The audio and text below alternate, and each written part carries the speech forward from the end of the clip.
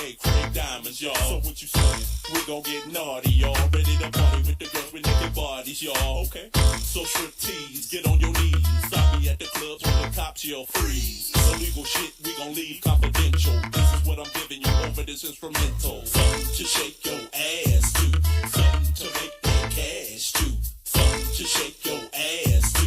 Something to make that cash. What I'm giving them. Something to shake your ass to. Something to make that cash to. Something to shake your ass to. Something to make that cash. Came in the club like dun dun dun.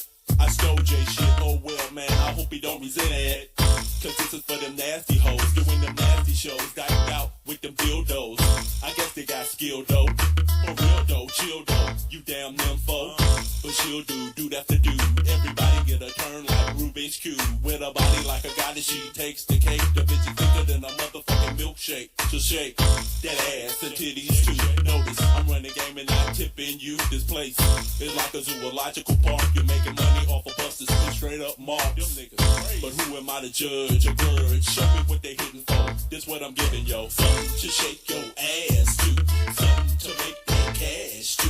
Something to shake your ass to. Something to make that cash. What I'm giving them. Something to shake your ass to. Something to make that cash to. Something to shake your ass to. Something to make that cash to. Shake that ass. Watch yourself. You're 20. You look 30 cause you're living too fast. You really need to slow it down, girl. I know you in and out of town, girl. Detroit there. You really looking like a clown, girl. You ain't down, girl. You gon' fall, girl. Fucking call, girl. I'ma call you a bitch and a hoe to the third power. Now hit the shower. They do it all for the dough. You out your mind, baby. You blind. You can't sing. So put the song on rewind till it sinks in. And close your legs, something and sink in. Nickname Cicely, her ass is ill. She probably hotter than a George Foreman grill. But that's neither here nor there. Let me tell you what I'm giving you everywhere. Something to shake your ass to. Something to make that cash to.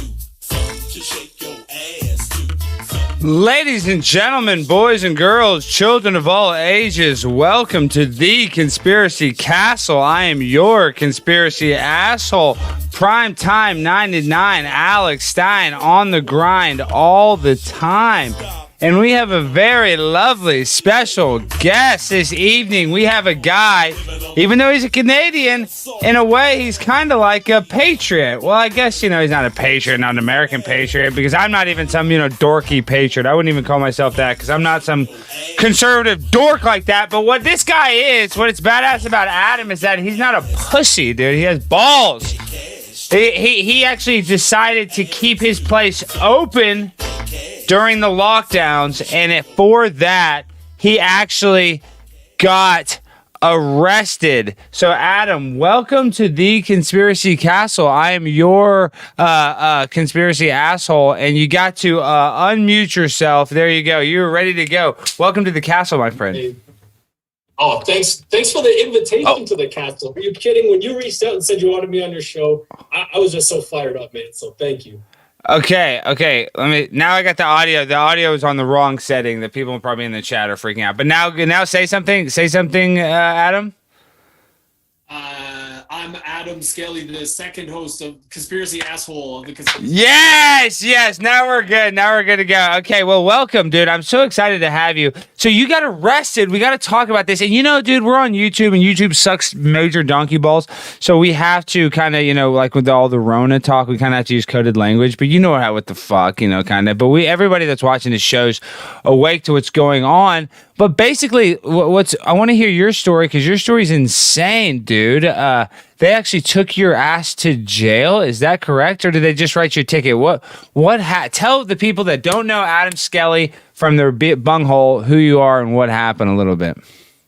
Yeah, so I had 3 barbecue restaurants. My third one, they were really successful. I opened up my third one, and I signed the lease on it a couple days before they locked us down. And we're doing so well. We're selling so much meat, employing all these people. And then the lockdown came, and it's like my business dropped by 50%. Well, partially because of the lockdowns, and partially because I called people fucking retards on Twitter for believing in this shit. I didn't know you couldn't say retard on Twitter. Did you lose your Twitter? No, Okay. I deleted it. I deleted it myself. I was like, oh god, I'm Probably smart. I didn't know. I didn't know how to handle getting canceled the first time. But anyway, it primed me for the second time where, now I'm like running out of money. I'm about to go bankrupt. So I'm like, fuck it, I'm opening because it's bullshit. So I opened the restaurant. I thought I would just get fines and tickets and I would fight it in court. But on the third day, they arrested me for going onto my own property. They changed my locks. So we cut a hole in the wall of the unit that was on the other side of the building, cut a hole in the wall, kicked it in. They bolted my door shut, kicked that open. And then the cops came in and arrested me. And they sent what was it? I want to make sure I get it right. 253 cops to my restaurant that day, including a mounted unit of 6 mounted horses. And just because I think it's a pretty cool picture, I'm just going to put it on my background for a second here because I figured out how to do that. But look at this. All for some barbecue, dude. They rode in through a protest. There's like 300 people outside. They almost knocked people over. It was really hectic. As I was being dragged away, it was like the most hectic day because I was, selling some sandwiches. Dude, wait. Why is Canada such a draconian? Like, why are they being like that? I thought Canada's a bunch of chill white people. What the fuck is going on in Canada, dude? Not Toronto, man. Toronto, as I've learned, is like the worst. I didn't know anything about politics before this, but it's like the worst. People's minds are totally controlled. They're just totally spaced out. Everybody looks terrified. Everybody's wearing 2 masks on outside. It's like, it feels like a weird zombie apocalypse when I'm around there, man. So I'm actually in Alberta now. I just came to get some fresh air and be with people who still have, that their minds still work, because it's not like that in Toronto right now. It's this really weird hive mind of fear and chaos.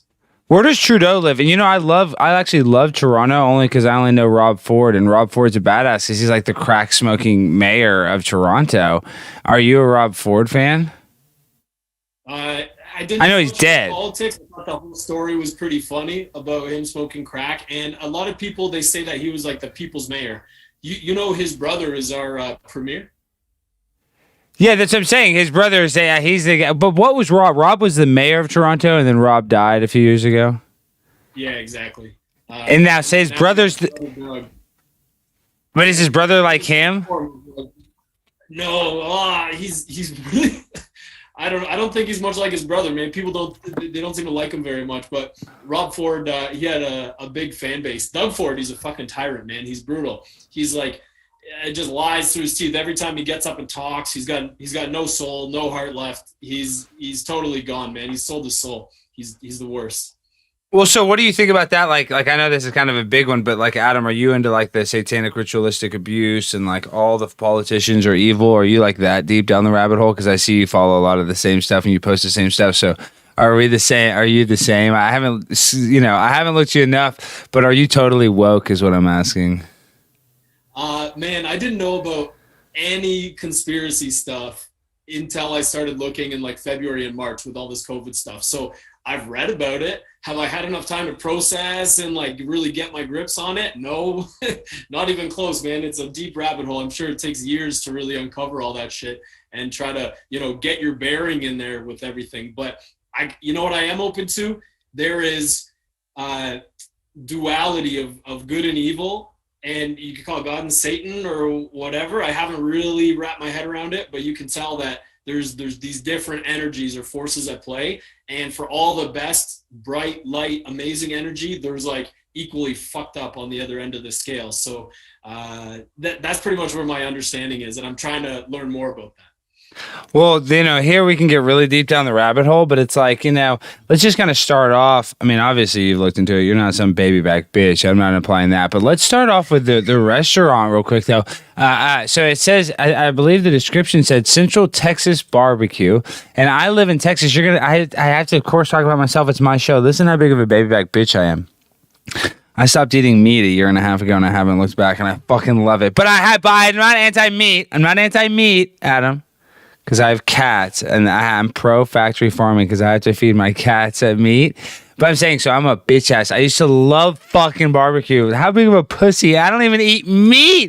That's how woke I am because I'm such a bitch ass. I hate that I have a barbecue expert on here, and I'm a baby back bitch right now. I feel like I've never felt more emasculated in my life on my show. I feel like a humiliation ritual, and all you do is slap briskets all day. And I used to eat ribs like they're going out of style, but I just had a lot of constipation. And for me, when I stopped eating meat, my digestion's a lot better. So I'm not anti-meat. For me, it's just a poop issue.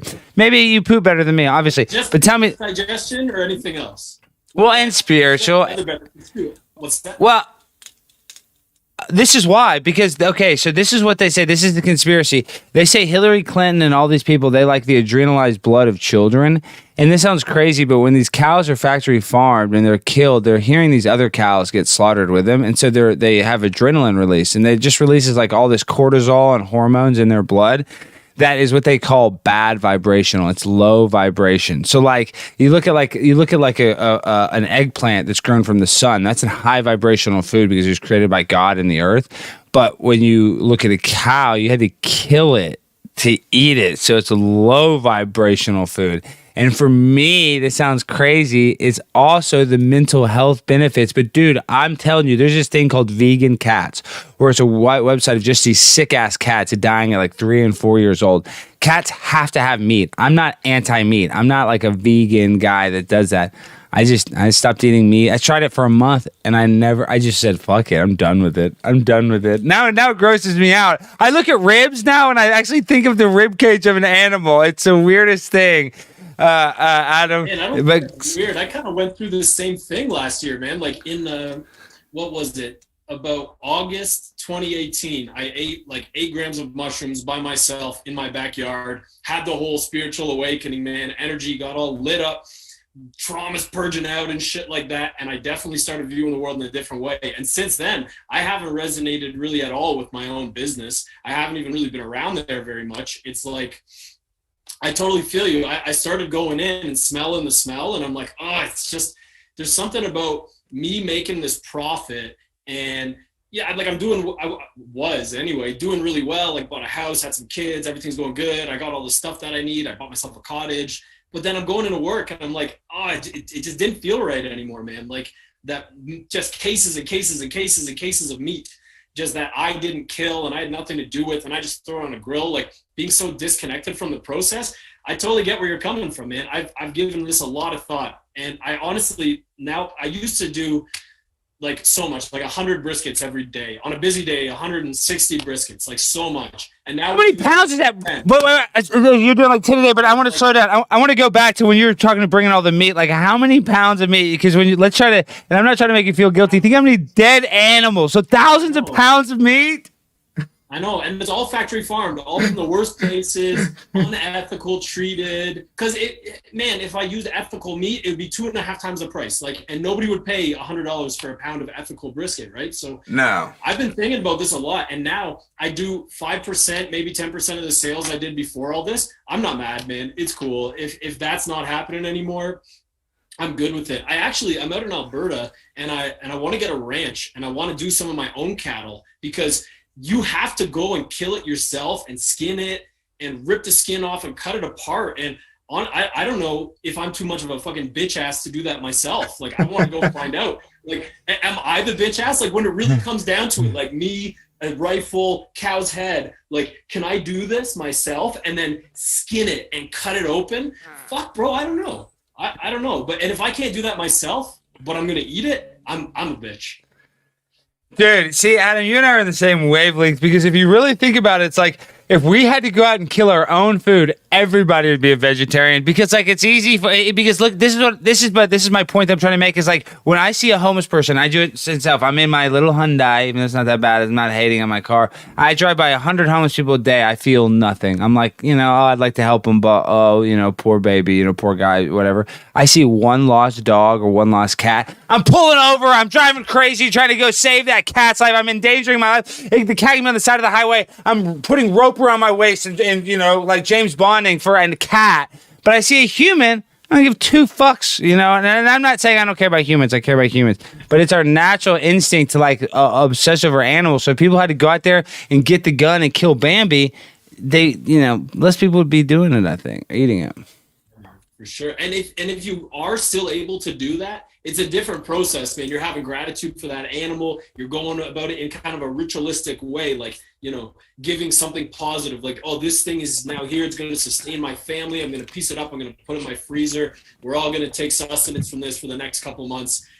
Not just like, oh, this one looks, this tomahawk steak, 84 ouncer, this looks great, let's like throw this on the shoulder. It's like, it's definitely a different mindset for sure. I'm totally with you, man. I can't even tell you the last time I ate barbecue at my own restaurant. I think I had a piece of brisket like 3 months ago, like just to try it. And then besides that, I don't like sit and eat it ever. The last time I sat and ate a full meal of barbecue, probably like 3 years. Wow, it's funny you get kind of. I was seeing that's another reason why I stopped eating meat, dude. I was like losing weight. I was doing the keto diet for like over a year, so I was like extra eating bacon like for every meal and meat. I was overeating meat, so that's why when I stopped eating meat, I felt like probably such a big difference. So that's probably a lot of my fault. I'm really like I said, I'm not anti-meat because I have to have it for my cat, so I have to. Like I'm not a hypocrite when it comes to meat. I don't give a fuck. Smoke weeds, do whatever, do cocaine. Yeah, eat whatever. It's Train yourself, man. You're good.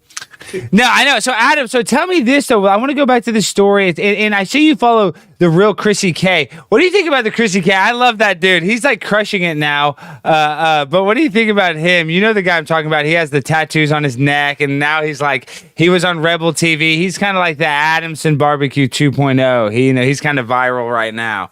You know the guy I'm talking about? I don't really watch a lot of them. I think I just followed him, but he had a gym in the UK that he opened, right?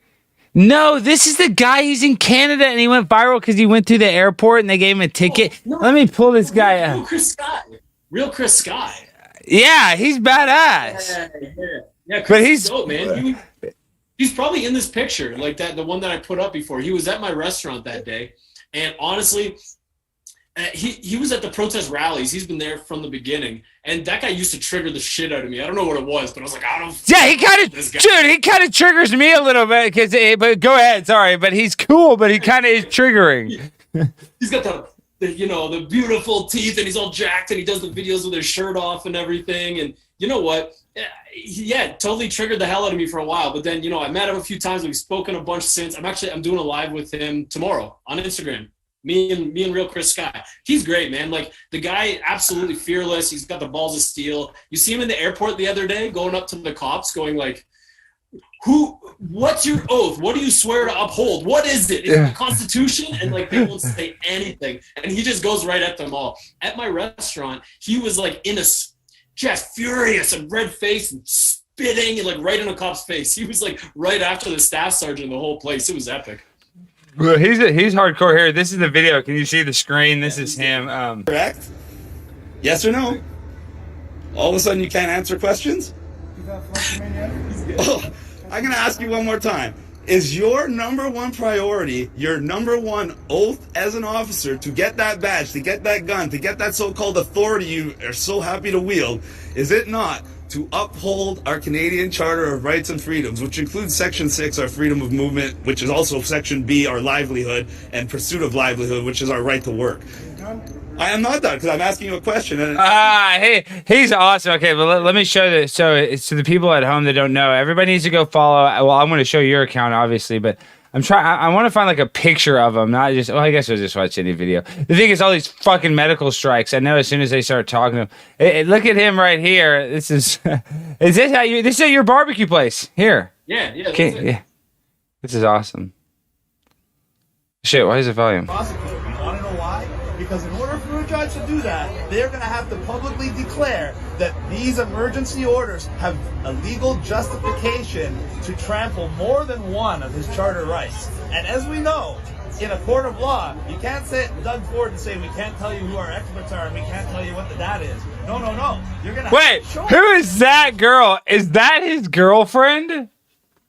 I think that's his ex-girlfriend, but I don't know well enough to say. Dude, if I had to guess who his girlfriend would be, that is 1,000%. He would be with some Asian girl. And I'm not. This isn't dog on Chris Sky. Chris Sky's good, but you said his teeth are nice, dude. It looks like he has an actual piano in his mouth. It looks like he has the whole piano is that every time he talks, all I see is a piano going. So-called justification I mean, they're nice. They're in good order for sure, but there's so much teeth. for violating those. She has, look at her teeth. Oh my God, look at her teeth. They're just a millimeter too big. And I would almost say that to his face. And I have issues too, but they're just, look at her. Look at that mouth. And this is a friendly show. We love you, Chris. Justification simply does not exist. So any judge who tries to side with these fines will basically be eviscerating their judgeship. It'll get appealed. Okay, now let's show Adam some barbecue. Adam. Oh, Hey, you want to see a really good video? Go to, show this one. Go to Evil Hillary. Evil Hillary. Yeah, go to I don't know if Evil I've- Hillary. All right, Devin Stack. That one there. Let me follow. Go back. this is my to personal. November. I gotta follow you on my personal. Sorry, I only follow you on my. Okay, the Evil Hillary. Yeah, go down to like back to November-ish, and you'll see a video. It's like, I don't know, it's a bunch back, and it shows all the cops outside the restaurant. It's sweet. Okay, let's see. Way down. Yeah, because so when did you get arrested? November? That's when you went in, right? Is that right? You went in on the week of November, and that's what they got pissed about? November 27th, I went in, and yeah, it was on this bullshit order, right? Like, so there's an act we have here in Ontario. Yeah, there it is with the cop Where? in the middle, one row. This one? No, one. Oh, it's in the middle row. One more. There you go. No, I like more than one. There you go. The cop. Not this one. Yeah, that one. Bill The Gates? one with the cop with all the masks, or maybe let's have a delay or something. There is maybe a delay. This is it. This was right after I got arrested. Right after. Wow. Look it up. The Great Reset here. The Great Reset. Look at that mask with a hole in it. That's hilarious. Hold on.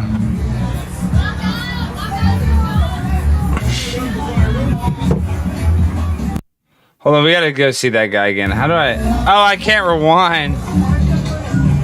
Stand up for your right. Okay, I don't want to get a fucking copyright strike for that audio. But okay, so this is it. But look at this guy's mask. Shit, I probably already got one, but who gives a fuck? My show's not monetized. But so this is all because you opened your fucking restaurant and look at that mask. It's hilarious.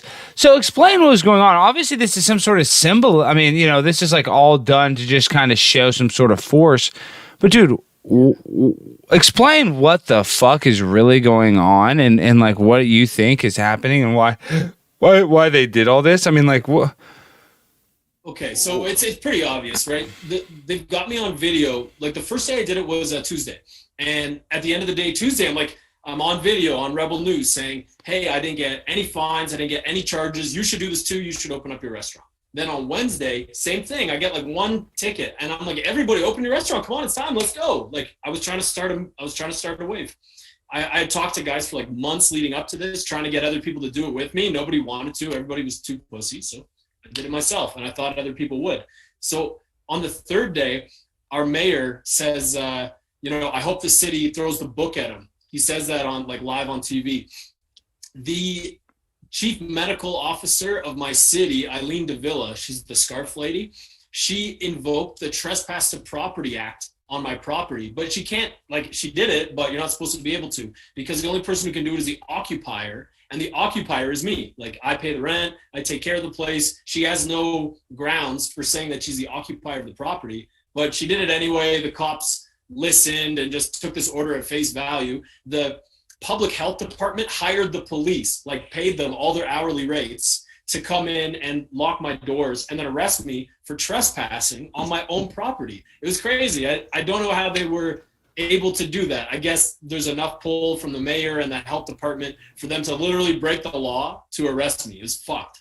Like they were able to come and put concrete blocks in front of my doors. They were able to come and give me their fines every day, but they arrested me for trespassing on my own property instead, brought in the cavalry, did this big show. So I would speculate that this is all because they were trying to send a message to everybody else not to open because it would have started something, right? So they use all these like fear and intimidation tactics, like all the cops. They sent me the bill for the police too for like $180. Shut the fuck up, Adam. Shut your fucking mouth. What kind of, they sent you some Toronto bill from the city for all those cops overtime? Shut your, what? And did you even show that to an attorney or anything? Did you show that to anybody or you just laugh? They sent me just like a bill. It's like Toronto, like it looks like you went to like freemakeinvoiceonline.com and printed this in. Like lame as fuck. No invoice number. It's just like you owe us $187,000 for police and changing your locks. So it said I get this mid-December and it says if you don't pay up by December 31st, we're gonna get a court order like to take the money out of your bank. I guess they never got the court order. Never. Like nothing ever happened of it. They haven't tried to follow up and get any of the money from me. It's just like, it's like me sending a letter to you saying you owe me $170,000. Like it's bullshit. It means nothing. But get this, once I filed my constitutional challenge against the province, like we have all these experts, they're going to talk about the pandemic and stuff, pandemic. I did the press conference. All the mainstream media showed up, Global, CTV, CBC, they all showed up and filmed. They didn't report any of it, not a word, because I didn't sound like a fucking idiot. I didn't give them anything to work with. The next day, an independent place put it up. It got 500,000 views on Facebook in a couple hours. And then the establishment media all came out with the story about that invoice. They're like, Adamson barbecue owner gets $187,000 fine. This was 2.5 months later. Well, no shit. Well, and did they get a copy of it? Did you ever give them a copy? I bet they wanted a copy of that invoice so bad. You should have sold them it. You should have said, "Here, I get." They had it. Already had it. They got it from the. They got it. This story was pushed out to smash my press release story. It's the information warfare, right? So they just put it out because my press conference was getting so much hype online. So they put this thing out to scare everybody again and go, "Oh, you're gonna get billed $185,000 too if you choose to do this."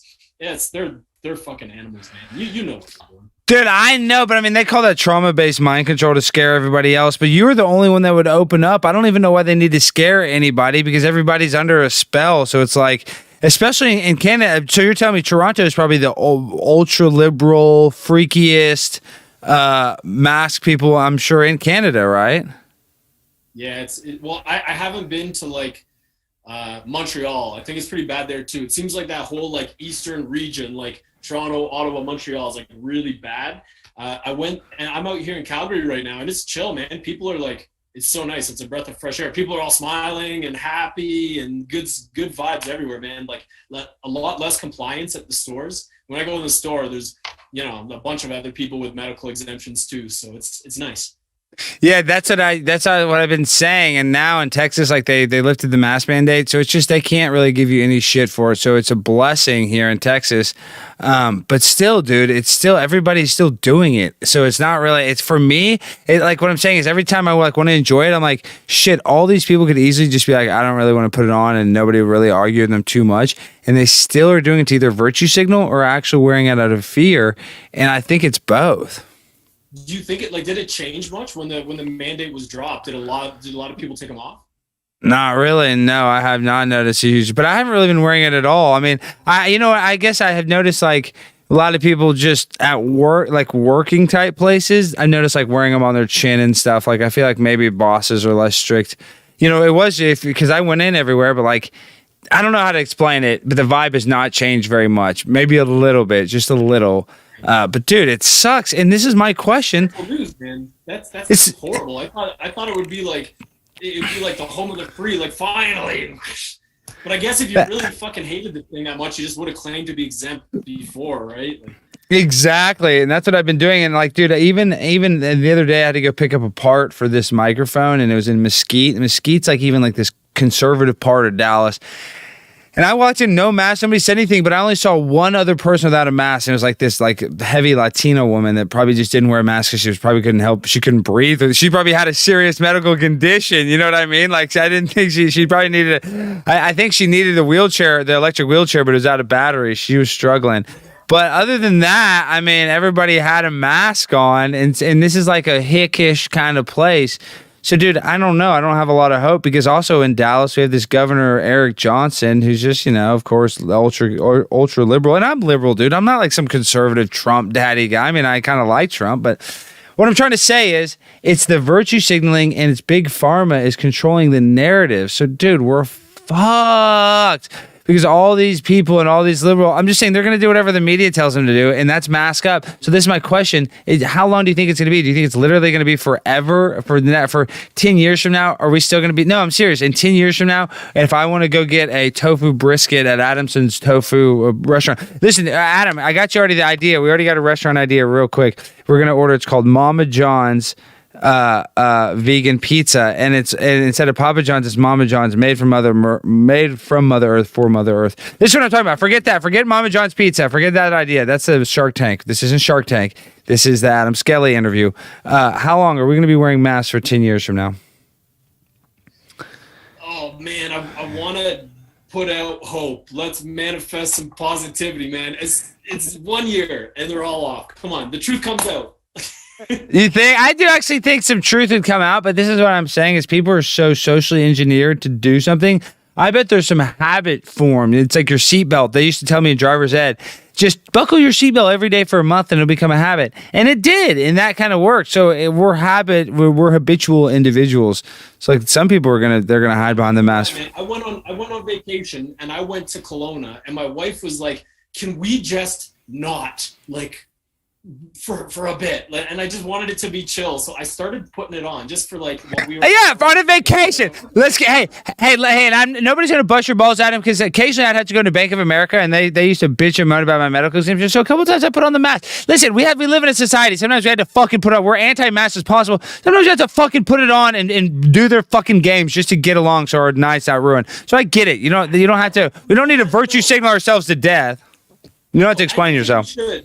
Yeah, I don't think we should do that just once in a while because you do it once and then the next time it's just a little bit easier. I know, but I'm saying under certain circumstances, you're right. You open the door, but so you disagree, but dude, I'm saying sometimes like I went on a flight one time and I wore it. Now I'm refusing to fly for it. So I'm having this existential nightmare. Do I want to put on the mask and actually go on a trip again, or do I not? And so, dude, it just sucks, and they're winning. They win. So, obviously, I'm as anti-mask as possible. Dude, if you're fucking on a trip with your wife, and to go on the trip, you have to put on a mask for an hour on the plane, that sucks fucking dick. So be it. Life, you don't want to ruin your life. See, I'm letting them ruin my life, but luckily I'm married to a male cat, so I don't have anything else to do. I don't have anybody or anything to do, so it's okay that I don't travel, Adam. I went on the plane, right? And we go there, and I wear the stupid thing. My wife got one that's basically made out of fucking nylon, so it doesn't do anything. But anyway, I put it on, and I had a bag of sunflower seeds. So I just sat there, I ate my sunflower seeds. It was chill, nobody cared. And then on the flight back, I got on the plane, and the flight attendant recognized me, and right off the bat, she was like just fucking staring me down. You know when they get up. What airline? I know, but what airline was it? It was well, they've given me a fucking settlement, so I shouldn't say, but fucking Air Canada. Okay. So, okay. Awesome. You know when they're like miming the thing, like take the mask, pull it down, put it on, like this. She's like, as she's miming it, she's just like fucking staring at me because I'm sitting there eating snacks, right? So anyway, she comes over, she's yelling, she's got all the other flight attendants. This is before we've even taken off the plane. She's like, you can't just eat the whole flight. I said, so how long am I allowed to eat for? She's like, only 15 minutes. Like, show me where it says only 15 minutes. Like, is there a rule? And this other lady's like, no, it's half an hour. I'm like, it's cool. Just show me your little regulation where it says how long. Anyway, I end up, my wife is like pissed. I'm making a scene. Everybody's yelling. So I put the mask on. And as we're descending, I put it down because I think the guy's hiding, right? I think he's at the back of the plane. But he comes by, he sees me, and I'm eating some peas. And he starts yelling at me, put your mask on. I'm going to call the cops. I'm like, fuck it. I'm not doing it. So I just kept eating my peas in front of him. They threatened to call the cops like 5 times. He's like, we're doing it. I already called the captain. The police are going to be waiting.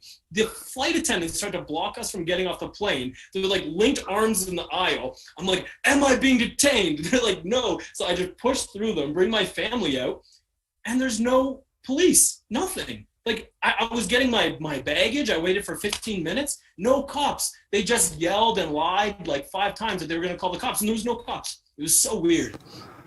Dude, wait, what the fuck? And that's what I did on the plane. I crunched up some chips, so I constantly was eating chips. But dude, I hate doing all their life. I hate always telling people I have a medical condition, but I guess I am like mentally ill basically, so I probably do have a medical condition, so I don't have to fake that too much. But dude, so you're telling me they just mind fucked you like that, trying to fuck you over and scare you? I tried to, but it didn't fucking work. Those, you know what they are, man? They're sky tube cracker giver outers. That's what they are.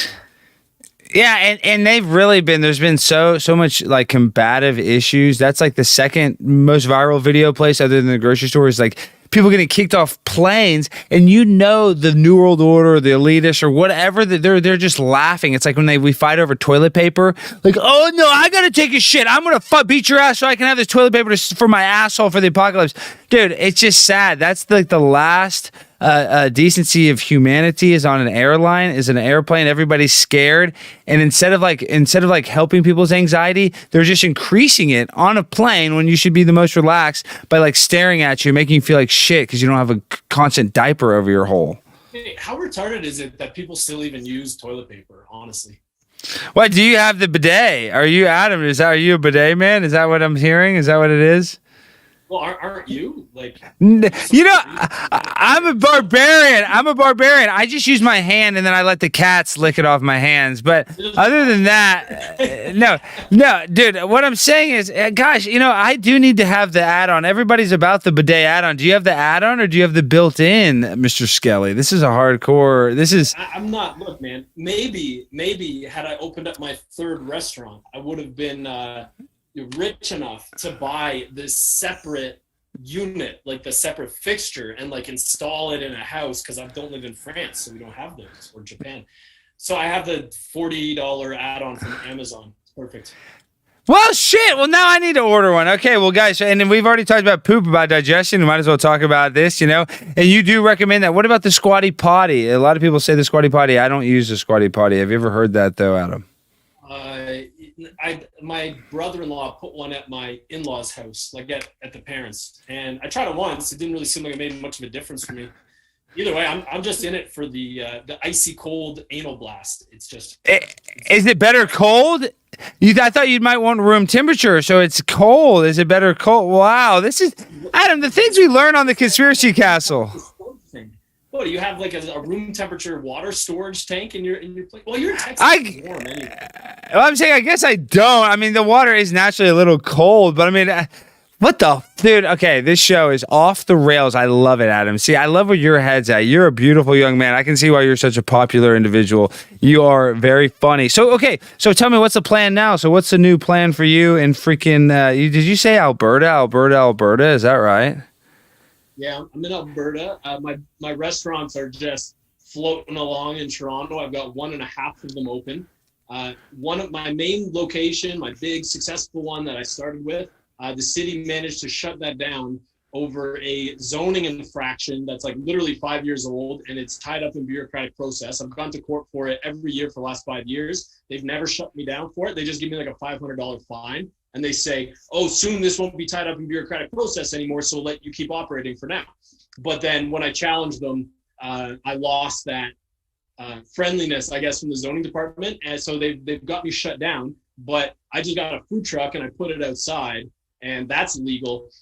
Then they came by and they like threatened to impound the food truck because it was encroaching on city property because it's at the bottom of the driveway. So we tucked it up in by the building, took out the measuring tape. We were safe by 2 inches. They came by, they brought their measuring tapes. Nope, couldn't bust me. So the food truck is still operational, but we're just making like French fries. It sucks. Nobody buys the food anymore because my customers all think I'm a grandma killer and a total psycho. So there's not much barbecue happening. So I came out to Alberta to hang out, snowboard, have a nice time with my family for a couple months. And all the court stuff that I have, it's all by Zoom anyway, so it doesn't matter. I just hop on the call. I did one the other day while I was snowboarding. I was like at the bottom of the hill doing a court call. It's great. I love the new Zoom court. That's what Chris Sky said. He said if you get one of those tickets, you just go to the Zoom court and they drop it on Zoom. So, dude, that's probably the future of Canada. Do you think they'll ever stop doing Zoom court in Canada? No, they've abandoned the courts. The courts are toast. They're definitely going to move to a new system, and probably like an administrative penal system where you're guilty until proven innocent. You won't be able to invoke the charter. It's going to be like they've already done this in some countries around the world. I'm sure that's coming next year. Like, what are they going to, they're going to bring everybody back into the courts? Nah, it's already been transitioned to online. I don't think it's going back. Wow. So I mean, what do you think? Do they ever change these things back? Like, no, dude, the freedom to make a change, they don't go back. It's never temporary. No. But dude, explain to me this, because they don't have that totally set up. Like, they're doing some Zoom stuff. My dad's in the bail bond business. I have my bail bond license, so I kind of deal with it a little bit. But dude, I wonder, like, on murder charges, I guess people are just going to be in the jail and they're just going to Zoom them from the jail and do their trial like with jurors on Zoom. I mean, dude, I'm just trying to think of the big long-term macro picture of like the criminal justice system all done on Zoom, and why an excuse why it shouldn't be done that way. And I can't think of any excuse. I mean, it shouldn't be done like that way because it's sick, but there's no way a person's not going to argue, oh, well, if it's easier and gets the court system faster, we can put people in jail faster, let's fucking do it like this. Yeah, of course, we'll lose access to the public courthouses. So I don't know anything about the judicial system in the US, but here in Canada, you can go and file a private prosecution, right? Like, walk into a courthouse. Like, those are public buildings. You're supposed to be able to just go in, same day, drop off some paperwork, get a justice of the peace to look at it. They'll be like, yeah, this looks like a valid prosecution. We'll call a warrant for somebody to come in and speak to something, right? They've shut down that whole process because so many people are trying to start private prosecutions against these politicians and the health officials. So they've shut it down. You can't file a private prosecution. They call that civil suit. They call it a civil suit. It's not a criminal suit here in America. Where that's a civil suit. So you can't even file what we would call a civil suit. You guys call it. Say it again. The word, even they said it a bunch. What's it called? Yeah, a private. Like the guys who are trying to file them against the politicians, they won't even accept the paperwork. It's just like, you're not coming in. They're not having it. And if you try to serve them online, they just won't accept it. It'll all just reject. So they're protecting the politicians and the bureaucrats big time up here. The people are saying my audio's a lot louder than yours, so let me turn up the gain. Okay, guys, tell me in the chat if the audio. Sorry, I got this microphone. It's not you. It's me. This microphone I got is really badass and it's really high powered. So I just got it. So sometimes it's with the different, depending on the Zoom guest, it's loud or quiet. Sorry about that, Adam. But dude, okay. You're telling me the future is I'm going to go to jail over Zoom and they're going to come to my house in my underwear and lock me up and throw me in the meat wagon? Is that what's going to happen in America, Adam? Because you guys are kind of like the beta testing ground for America. Well, that's a little bit of a stretch, man. I can't say that. You can. You go ahead. I'm nervous. Okay, but hey, so Trudeau's dad, what do you think about Trudeau's dad? Is he a scumbag New World Order guy? What's the deal with Trudeau's dad? Oh, buddy, this is... how can you deny it? You look at the pictures, man. Fuck, like, come on, look at the picture of his mom, look at the picture of fucking Trudeau Sr. and look at the picture of Castro. It has to be Castro. Both to each other, bro. You look in their eyes when she's gazing at Fidel holding Justin. Come on, it's gotta be. But how come we gotta do a DNA test? Somebody's gotta get a swab and do it because Fidel's brother's alive, right? We gotta be able to do this. Okay, and then let me show you this. Now I'm going to go to Fidel. Let me share my screen. So I saw another good one. This is supposedly share. I don't know if you guys can see this. No, can you see this James Hewitt? Are you looking at that? Yeah, I don't know who that. Oh, Prince Harry? Okay.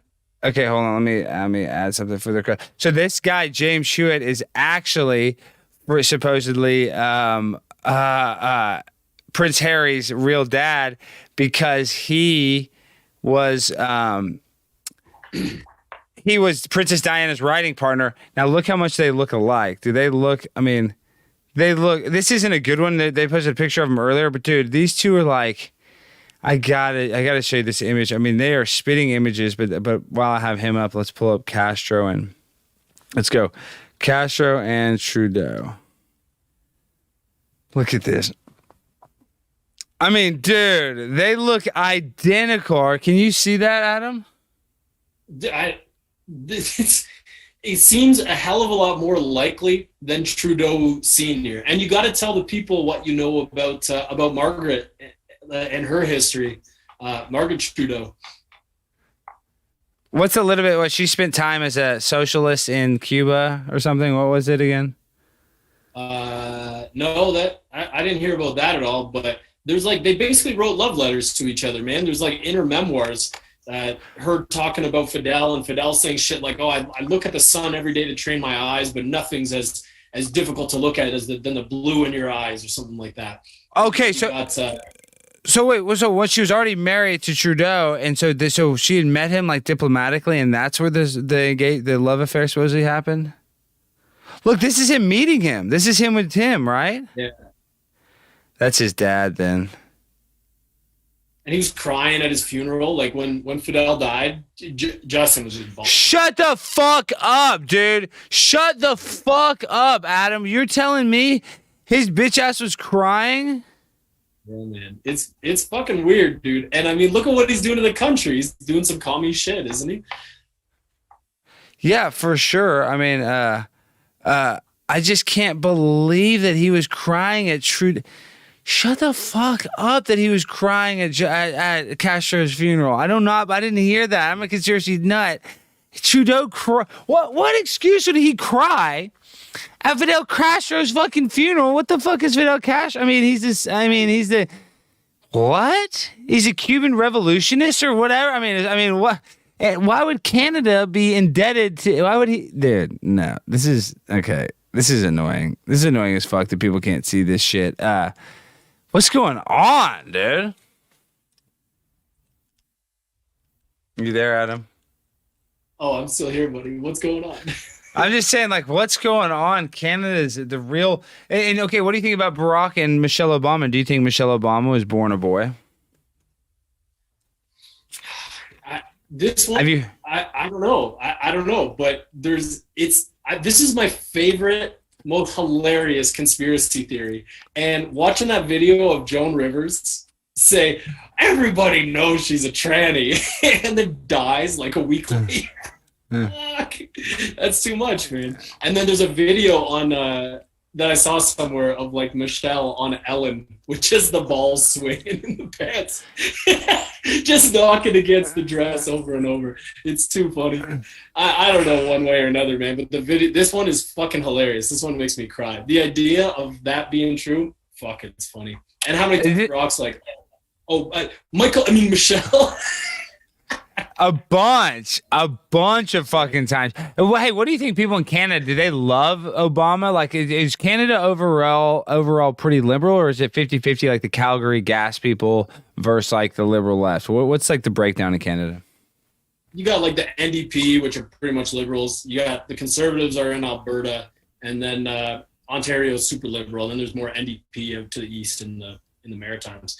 But yeah, man, they love Obama. It was the best thing ever to have a black president. It was like they're not racist for saying that at all. But having the black president, that guy could do no wrong.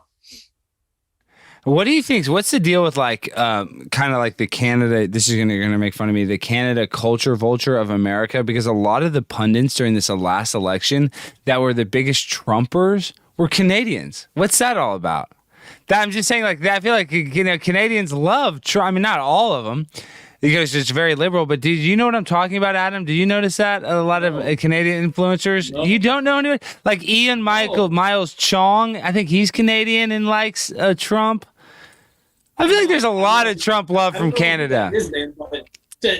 Trump derangement syndrome is like really strong. Where with everybody I know in Toronto, all my employees, all the people who I see, my family, friends, like Trump derangement syndrome is real here. Like you see, I'm Canadian Trump to the people in Toronto. Like all the comments, oh, you must be a Trump supporter. You opened your restaurant, and like, oh, you're QAnon. It's that's what I'm saying. Well, okay. Well, that's I hate to cut you off. So there are Trump supporters though in Canada, like because obviously they think you're MAGA. Like there are MAGAs in Canada. You know what I mean? Which I didn't expect.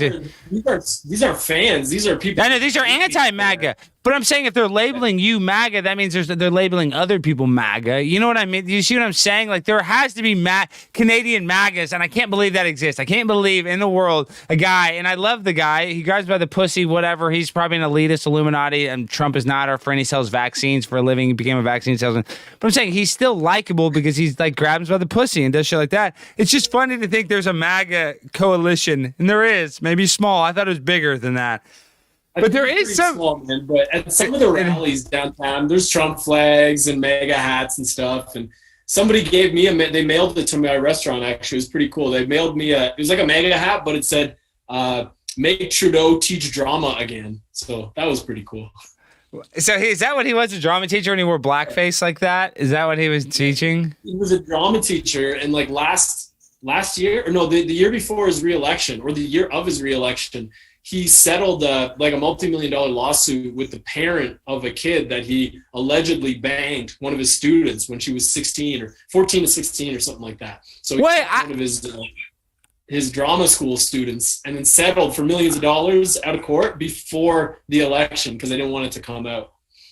So that doesn't come out. That's just like Hunter Biden. You know, there's pictures of his ding dong, Joe Biden's son, all over the internet. All these pictures of him smoking crack. And you're telling me Trudeau has like a settlement that's like open knowledge that supposedly was from his teaching days like this? Or is this what you're saying? Not that open, but I've read about it. Check it out. Not that open, but I'm saying it's a thing that exists, and like you've seen it in the ether, you've read it. Like this, that makes me sick. I'm actually having like kind of an existential thing. You're telling me he is arguably like a pedo himself? Oh, you're not telling me you're surprised right now, are you? No, I'm not, but I just didn't know. I know he did the blackface. I'm not surprised about that. I just didn't I didn't know that he actually settled a law. I feel like I'm hip to everything. I know. I didn't know he settled a sexual lawsuit. How the fuck did he ever win the Canadian prime minister at all? I mean, I thought there's social justice. Wouldn't they say, oh, he's a molester? Nah, they would never believe it, man. He does the beautiful hair, and he's, the women all like, we got a lot of women votes. Hell, what did I ask you something? So you're in Texas. Yes. What the hell was with that big storm that you guys? Oh, dude, listen to this, Adam. Okay, dude, with this storm, and I'm not a snow expert at all, but like I've been skiing, I've been places where there's snow. Dude, it wasn't even that bad. I mean, it was 8 inches, but Dallas the infrastructure here is so pathetic that every pipe possible burst. Every pipe burst. All these pipes under the highway, under the roads, there was just water and flooding everywhere because we're not used to this cold weather. So we've had just these pipes that are just old and old and old. At least like with other places where it gets frozen, like it's the pipes that are, vulnerable break. So they fix them like every year after year. All these vulnerable pipes broke at the same time. So some streets were, not only was it freezing outside from the weather technology that they're probably put on us because we've never had it. Literally my dad's life, my life, it's never snowed like this. But dude, all the power was fucking out and every pipe was burst. A pipe burst at my house. I didn't have water for 5 fucking days. I was shitting in my neighbor's. Sky Bear, shut the fuck up. My cat's going nuts. I was putting water in a bucket and pouring it in my toilet to go number 2. Think about that, dude. That's how weak we are. Shit. So what's it? You don't have insulation. Well, I guess all the heat went off and it wasn't as cold. It never gets that cold, I guess, eh? Yeah, and let me get my cat. Oh, Sky Bear. Don't run from me. Dude, it never, I'm telling you. Okay, Adam. Okay, so you're a Central Texas barbecue expert. You don't know a lot do you know anything about Texas? Have you spent any time in Texas? I've been down a couple times just to visit and do the barbecue tour and just, do tourism stuff. But yeah, you tell me. No, I want to tell you about Texas, but that's the first question I meant to ask you. So you're a barbecue guy in Canada. Why Texas barbecue and not like Carolina barbecue? Like, you know what I mean? Like, what makes it Texan? That's my serious question. No, I don't know. I'm saying why? Well, what's the difference? Texas what makes barbecue is supreme? I agree. I think so. But why? What makes supreme style? Why? Because it's done with care and love, and it's not just thrown on and smothered in sugar and corn syrup. It's the salt, the pepper, and they cook it just right, and the oak and the mesquite. They've been doing it that way forever. It's the German style, right? The German Czech, the sausage making, the butchery. It's like the wave that Aaron Franklin started in Austin with this craft barbecue, like that he brought up from the places in Lockhart, is just the best. And people have taken it and just been absolute perfectionists at trimming it just right and seasoning it just right and smoking it and rendering the fat just right and keeping your fire nice and clean. Like, guys just do it with such care and skill in Central Texas, whereas a lot of other places, it's like throw it on, mop sauce on it, take it off. Like, Texas barbecue is supreme, 100%. Wow, so you know even more about barbecue than me because, like, I always would have thought, I'm such a fat ass. Like I don't even eat anymore. And I love Texas barbecue, but I'm such a fat ass. I love the slathered in sugar style barbecue. You know what I mean? And I love Texas. I know you're gonna make fun of me. It's just like I love fucking barbecue sauce. I love ketchup. I love sweet sauces. I'm a fucking fat ass sugar tooth. And so it's just funny that like I agree that Central Texas. I'm in Dallas, but I think Austin, is like the epicenter of this barbecue culture. So I don't even want to talk shit on that. That's the best. But I'm saying it's pretty similar. That you're right. It's not a bunch of sauce. Like you like the sauce is kind of secondary in Texas barbecue compared to like Carolina barbecue. But fuck, what other barbecue I guess is there like other than Texas to compete with? Like what kind of international barbecue is good? Like I love Korean barbecue. You ever eat Korean barbecue where they cook it at the table? Oh, really? Oh, that's fun. You get to do it yourself and put the little pieces on. That's nice. And then you got like what's the one, the Italian one, scarabucci or something like that. I haven't done it. Those are so yeah, actually, I have had it like as an appetizer of that. What other grilling cultures are there? Does the Chinese or Japanese have some? I guess the Japanese have gotten a steak at a Japanese place.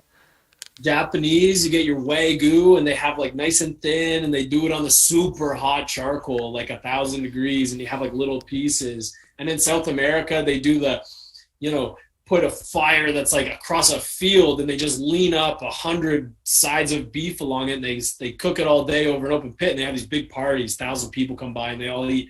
There's all sorts of barbecue's awesome, man. It's brought people together, like I'm sure since we were here, right? Grilling up some of our catches over the fire. Yeah, man. No, I got people that are like ultra Christians that say when they go to heaven, you go to heaven and suppose you have a barbecue with Jesus. Like that's what they say. Have you ever heard that one? No, sorry. That's how they describe it. They describe it. I don't know. They describe it as like supposedly eating food with Jesus and stuff. I don't know. I could be wrong. Some Christian guy's gonna kill me in the chat, but that's just what I've heard on the secondhand knowledge. Okay, but no, I want to go back to that meat though. Like that Wagyu beef is like whatever, $100 a gram. It's ridiculous prices. But explain the quality of meat and the difference. And I know this isn't some boring meat show, but like what makes the biggest difference? Could you take a shitty piece of meat and cook it slow and actually make it taste good, or is you just can't even turn shit into sugar when it comes to bad quality of meat? Well, for the type of meat that we do, it's like the whole game is taking the fat and rendering it out. So you need to do that under the right atmosphere, right? So if you take a brisket, which is all full of this fat, like it's tough, the connective tissue, and you just like throw it in an oven at 400 for a couple hours, you just make the whole thing like it kind of like seizes up. You want to like baby it nice and slow, and you let that fat slowly come up to temperature, and then it slowly renders and like hydrates the meat with all its juices. So when you do the big long cooks, like the brisket and stuff, we do it for a really long time, low temperature. Start it low anyway and like temper it and bring it up slowly, like baby it. Like if you wanted to boil yourself or cook yourself, you're just gonna like jump into the fire, you're gonna like slowly, nice and with care, right? You want to cook yourself? Sorry, go ahead. I don't know, but maybe bad reference. You're gonna cook your cat. How about that? You're gonna cook. Not even worse. I cook myself. This is my husband. I can never cook him. Skyber, he didn't say that. All right, go ahead. I'd cook myself first. Okay. So you do low and slow. We know that's a classic barbecue technique, low and slow. But you can't turn a piece of shitty meat. Like so, when you're buying meat, let's say they say the meat at the Jack in the Box tacos is like grade F. Do you get like a grade? Is your meat like grade A? I mean, is that how it comes when you're buying a bulk like that? Well, prime. Like so it's the letters of the grading, which is like your like cat food and dog food and super ultra processed shit, and then you get into like the USDA grades. You have whatever select, choice, and then prime. And we always do the prime because we try to make it the best. We try to make the best barbecue, so use the best meat. So you're cooking the prime meat. Oh, we're cooking with prime, baby, of course. Always. Nothing short of prime for our briskets. Yeah.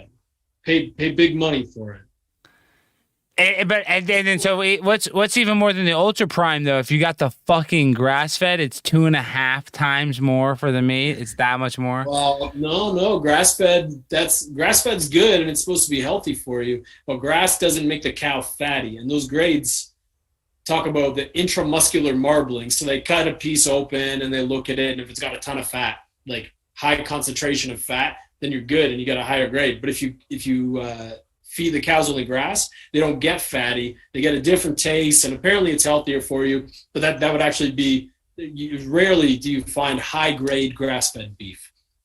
Wow, because it doesn't taste as good. I didn't even think. I'm saying, Adam, I'm learning new shit every day. So the grass-fed hoe fat-ass cows aren't fat enough. Okay, another cooking thing. So what's the difference between the St. Louis style ribs and the baby back ribs? Because the St. Louis style ribs have the tendons in it. How do you get around those tendons? How do they do that at those barbecue restaurants?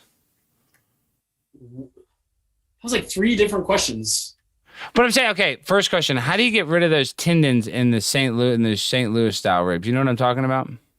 Yeah. Okay. So you can either eat around them; those are the rib tips. So some people like that. They like eat the bark and they like get all the little gristle, and it's kind of fun. Like you pick up, chew it all up, or you just cut it off before you cook it, and then you have like St. Louis style ribs. Sometimes they leave a little bit on St. Louis style, but you have like a spare rib with all the tips. And you trim it down, and then you get your St. Louis. And then the baby back is like a different part. So the spare comes from like here, and then around the side is the baby back, like the curved part of the rib. That's the baby back rib, where it goes around to the back, and it's more curved. And that's the more delicious rib. That's the more Flintstone rib. So where's the tomahawk in relation? Is that not better? Is that not the more flavor? So you're the barbecue expert, Adam. You tell me. Okay, I'm sorry.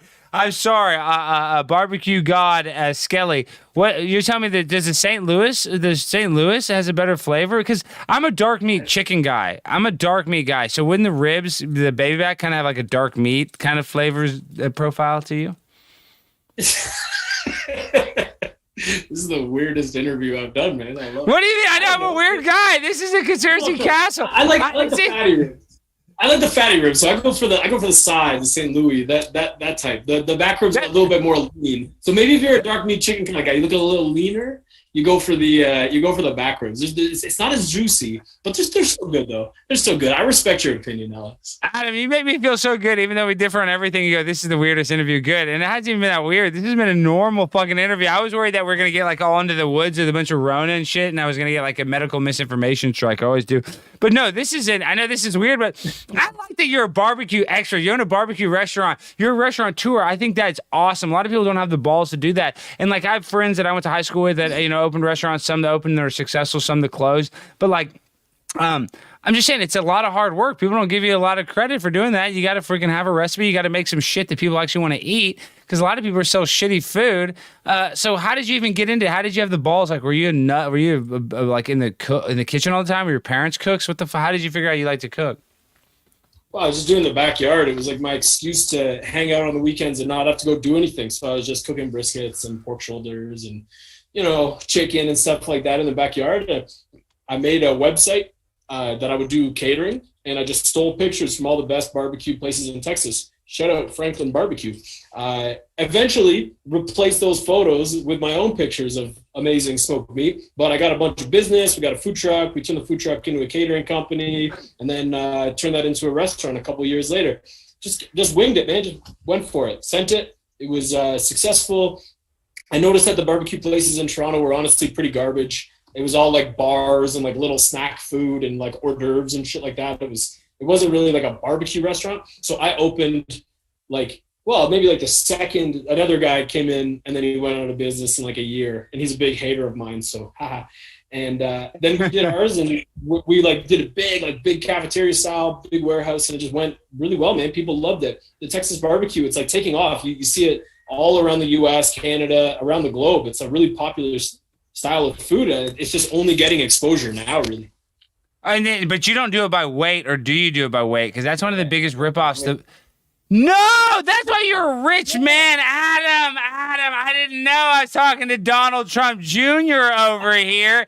So you are part of the resistance. See, Adam, I love you, brother, but that's what we don't agree on anything already. Already we're fighting. Because you buy the pound, bro. You get exactly what you want. You want like a 1 slice of fatty and 2 slices of meat. You make it just the way you want it. Hey, you go into the jeweler and you're like, hey, I need to get a diamond ring for my cat. But I want the biggest one, but don't weigh it. Fuck you. I know, and you're right. As a salesman, the real deal barbecue places in Texas do it by the pound. That's how you do it. That's the authentic way to do it. But see, I'm in Texas. I'm white trash. I grew up going to the Chinese buffets with my dad. So we like to go to the Dickies where you know where you get it by the sandwich. Well, you guys sell it by the sandwich. You sell it by the sandwich. You don't charge by the pound. You can buy a sandwich, but then you got guys like Alex here coming in, and like we do the chopped brisket, right? So the slices that didn't look just nice and pretty that we'd sell for $30 a pound, we chop it up and we put it in a thing. We put a little bit of sauce to make it good, like edible for a sandwich. And then people come in and they're like, oh, but I want like 2 big slices of fatty brisket on there. I'm like, but bro, that would be like, probably $20 if I sold it to you by the pound, and you want me to just throw that on a sandwich for you for $12? No. These people coming into these barbecue restaurants trying to finesse the game. Me! See, me! Hey. We gotta talk about this, Adam. I love this. No, I love you. Tell me about the more finessing, because this is, I know another way they finesse you. At these places in Texas, you get the free white bread. So you just get the meat, and then you get the white bread and all the pickles. And I've been a victim of this when I was younger. I grew up eating barbecue. I don't do it anymore. But you'd eat like 1,000 pickles. You eat like all that. So do you have the bread and the accoutrement? And explain the biggest. Who are the worst gauche people, the biggest barbecue snobs that like try to rip you off? I love hearing that kind of shit. Like I know that people try to stiff waitresses and stuff all the time. So you don't have waiters and waitresses. I know you probably clean the table, but they go through a line and they weigh it, right? So they're probably ultra cheap because they're going to a place they don't have to sit down and tip a waitress. Yeah, that's true. I mean, there you get your value added for sure. We do the pickles and onions. We do it behind the counter because like it's, to just put it out, it's kind of gross. And even before COVID, man, I was a revolutionary with this. I don't want people all this stuff sitting at room temperature or whatever. So we do it behind the counter, but you want more pickles? Like take the whole bucket. You can have as many pickles as you want. We're not stingy with the pickles. And the white bread, we level that up too. We bake it. Well, we used to anyway. Bake it ourselves. So we made the best white bread with the beef tallow. But then after all this, nobody comes to the place anymore. And I couldn't afford to keep the 2 bakers going because like it cost me so much money to fucking never made money at the bakery. So nobody came to the place anymore. And we're like losing so much money. And eventually like after losing money on bakery shit for like 2 years, I was like, all right, I have to close the bakery. So now we all have the shitty store-bought white bread because we can't afford to keep the bakers in. Which is a total bummer. But who tries to fleece the system?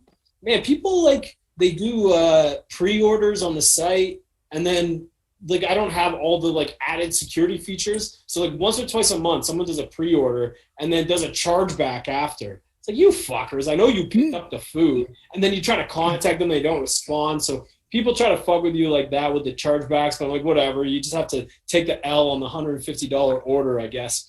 And then who else tries to finesse? Not really anybody, man, because we control it. We're in charge. We're at the block. So cutting. So someone's like, oh, throw on a little bit more. And we're like, yeah, sure, but it's going on the scale. You're going to pay for it. Yeah. Well, and that's fair. And Adam, you're a badass, but I've got to talk more about the bread thing because people don't realize that's another cool thing at like barbecue places that have like hot bread.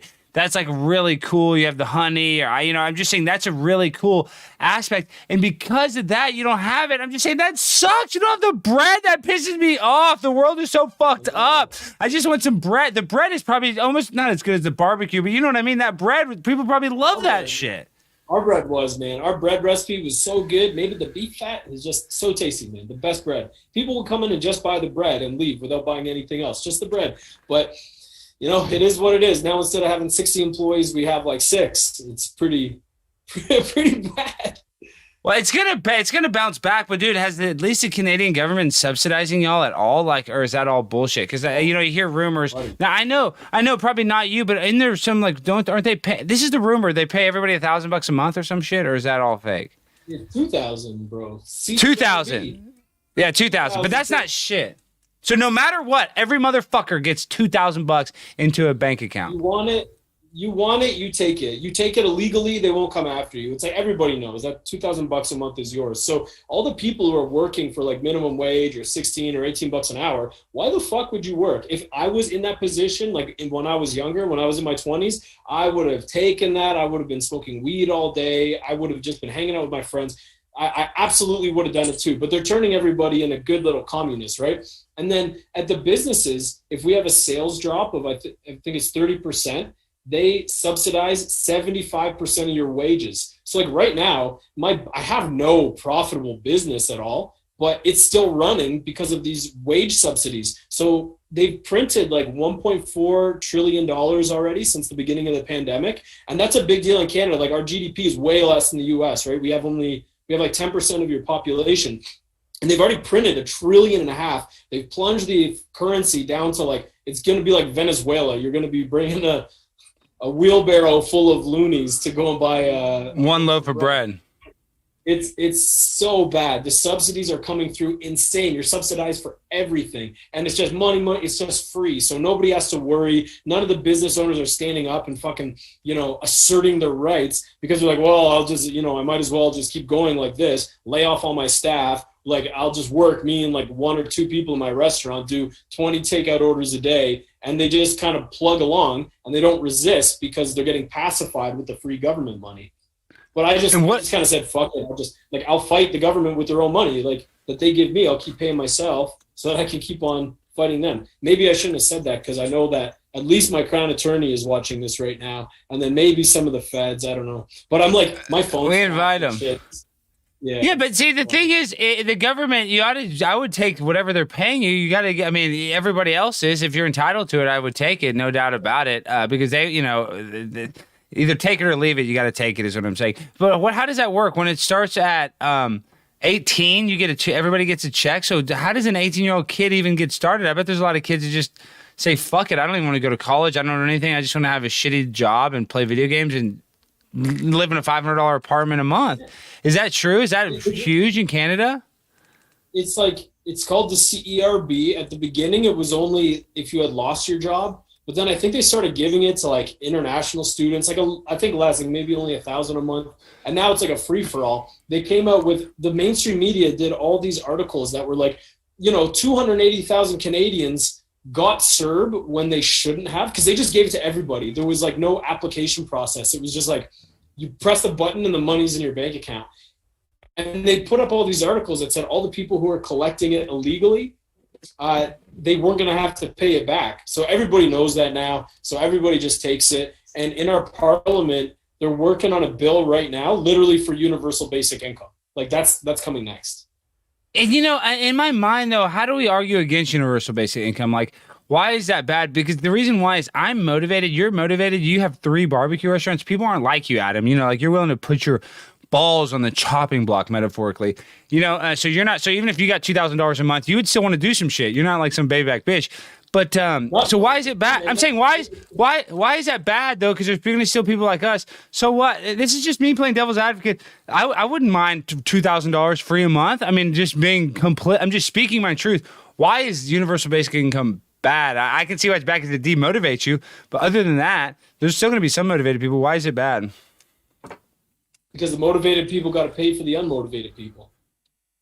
I don't want to pay for the unmotivated people. I've been an unmotivated person. I've taken employment insurance before instead of getting a job because I was a lazy fuck in my 20s. If that was always available to me, I would never be where I am today. Not a fucking chance. No way. If all those handouts were always available to me and I never had to do it myself, I would still be on the handouts because I never would have developed this mindset that you achieve through working. If the handouts were always available to me, you would just fall into that trap. It'd be so easy. It breeds complacency and laziness. That's what I think about it. And also, then you get to this point where you're at the mindset where you're a hustler, you're making money, you're doing what it takes, you're living your dreams, you're living your truth. And then you got to pay for the people who are doing fuck all. No, I don't get down with that. Not at all. That's beautiful. That's beautiful. And that's so true. But it's like, why should the people that are motivated and doing the extra work have to supply for the people that don't want to do anything? So that's really a good answer. I'm going to stick with that. But I don't think I'm going to get universal basic income. Maybe it'll happen in America, but I think the system's going to crash and we're going to have like a more existential financial nightmare where they're not even going to be able to afford the universal basic income. So what they're going to put in is a social credit system. So you'll just have social credits. So the social credits will work at like government-owned places like Walmart. Like my good behavior, I'll have like $1,000 balance at Walmart so I can buy $1,000 worth of goods. You know what I mean? Or I'll be able to buy my KFC. I'll have my, it's like these debit cards, but instead of issuing money, it'll be issuing like life credits to spend at these life stores that the government owns. I just believe, like you said, Can I ask you a question? When do you think that's coming, and why do you think it would roll out like that? Like, what have you seen to suggest that? Well, I just believe the financial system is built to crash. So they say that a third of the money that's in circulation right now is printed in this last year. So there's no way that they're ever going to be able to let this. And this is my opinion. People think there's going to be an apocalypse. I don't think they'll let the system crash where I'm going to have to take a wheelbarrow into Adamson BBQ to buy a custom loaf of bread. What I'm thinking is what they're going to do is they're going to say, oh, well, we're going to subsidize your bank account. We might even subsidize your property if you own property. But we're going to give you the ability, we're going to give you the universal basic income, but we're not going to use money. It's going to be universal basic credits. And basically these credits are going to work through your phone, like through your browser history. It's going to be the Patriot Act 2.0. So you'll have the new contact tracing app. You'll download it on your phone, and it'll contact you, whether you walk, what your messages, what websites you go to, what you're ordering, what you're traveling, what you're doing. And based on that, you'll earn social credits. And those social credits you'll be able to use just like airline miles, just like anything. So instead of, how like your airline miles aren't cash, it's like 1 million miles or whatever. It's going to be exactly like that, but for everything. So let's say I want to order something on Amazon. I'm from my good behavior, Adam. I'm going to be able to either redeem it at Target, Amazon.com, or whatever, because they're going to want to subsidize and keep all the. China is going to want to keep us afloat. China's going to own us. They're going to own Canada. They're going to want to keep us afloat because they're selling us all the crap. So they'll figure out how to benefit from the social credit score. And I just believe it's inevitable, because this is why, with the last thing of evidence, is they call it the Internet of Things, where they can put an IP address on absolutely everything. Why the fuck would a banana at a grocery store need an IP address? Unless they wanted to charge you continuously every time without a cash register. So you grab something, you start walking with it. That IP address connects to your body energy, your phone, or whatever. Boom, you're charged for it.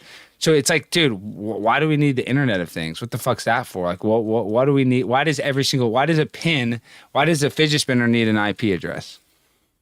Well, I think that speaks really well to, like, the plan to get the humans out of the stores and the technocracy and stuff like that. I don't see the same connection to social credit, but I could see it going that way, man. I know they already have that system in China and shit, so that's wild. Have you seen the leaked liberal insider email from up here in Canada?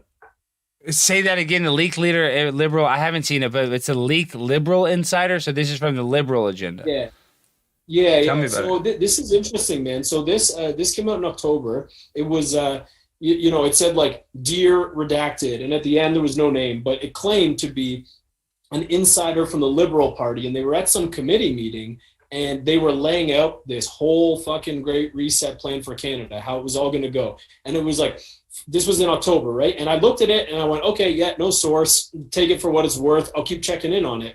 But this thing is like 2/3 of the way through completion, and it's been fucking dead on with everything. So they talk about, there's going to be enhanced restrictions starting in the cities and then moving outwards until a provincial level. Then we're going to have the full provincial lockdowns. That happened. We're going to have the mutation to COVID-21 in Q2 of. Oh, you had that. And that was Q1, and that happened immediately. Hospitals overwhelmed at this time. That happened. We're going to draft legislation for the universal basic income. Right on cue, that happened. And then the next one that we're waiting for now is the military checkpoints. So it said Q2 or late Q2, establishment of military checkpoints to enforce intercity and interprovincial travel bans. So, and then in the last couple of weeks, there's been articles coming out of Sudbury Mayor, which is a town like 7 hours north of Toronto. Sudbury Mayor wants checkpoint on the highway to stop access. And then I read another story that said they want to stop access between Toronto and Quebec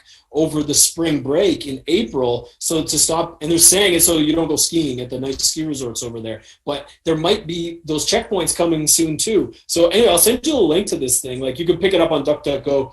It's been fact checked so many times. They say this has been fact checked, this is debunked, but it's fucking all come true, like 2/3 of it. But it ends in great financial unrest, food shortages, and military on the streets, like Q3, and then universal basic income and the debt reset program that they'll come in and say, you'll, take away your private property ownership rights, I suppose. And it's like along with this debt forgiveness, if you agree to whatever this debt forgiveness program is, you also have to participate in the vaccination schedules, but then you get, I guess, free money or your debt's paid off. So I'll send you the link. It's really interesting, and it's all played out exactly to plan. So again, I can't say this thing is prophecy, this is true, this is the plan, but everything so far on it has come true. And dude, I think that thing has been spot on so far, but the global financial reset, dude, that is really what they want. And they're doing it on purpose. They're doing it like an expedited rate. That's why they're printing all this money, so they can have an excuse and they can be like, well, we crashed the system helping you guys. It was you that crashed the system, not us, you know? And the guilt is going to be intense, but the property, the private property, it said that in there. Explain that again. Go over that part. It actually said it in the.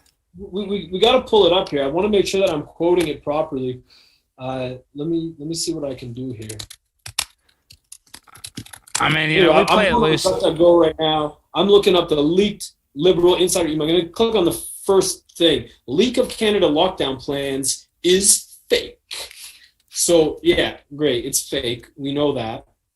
But now I'm just going to pull it up. I'm kind of in the boons here in Alberta. Okay.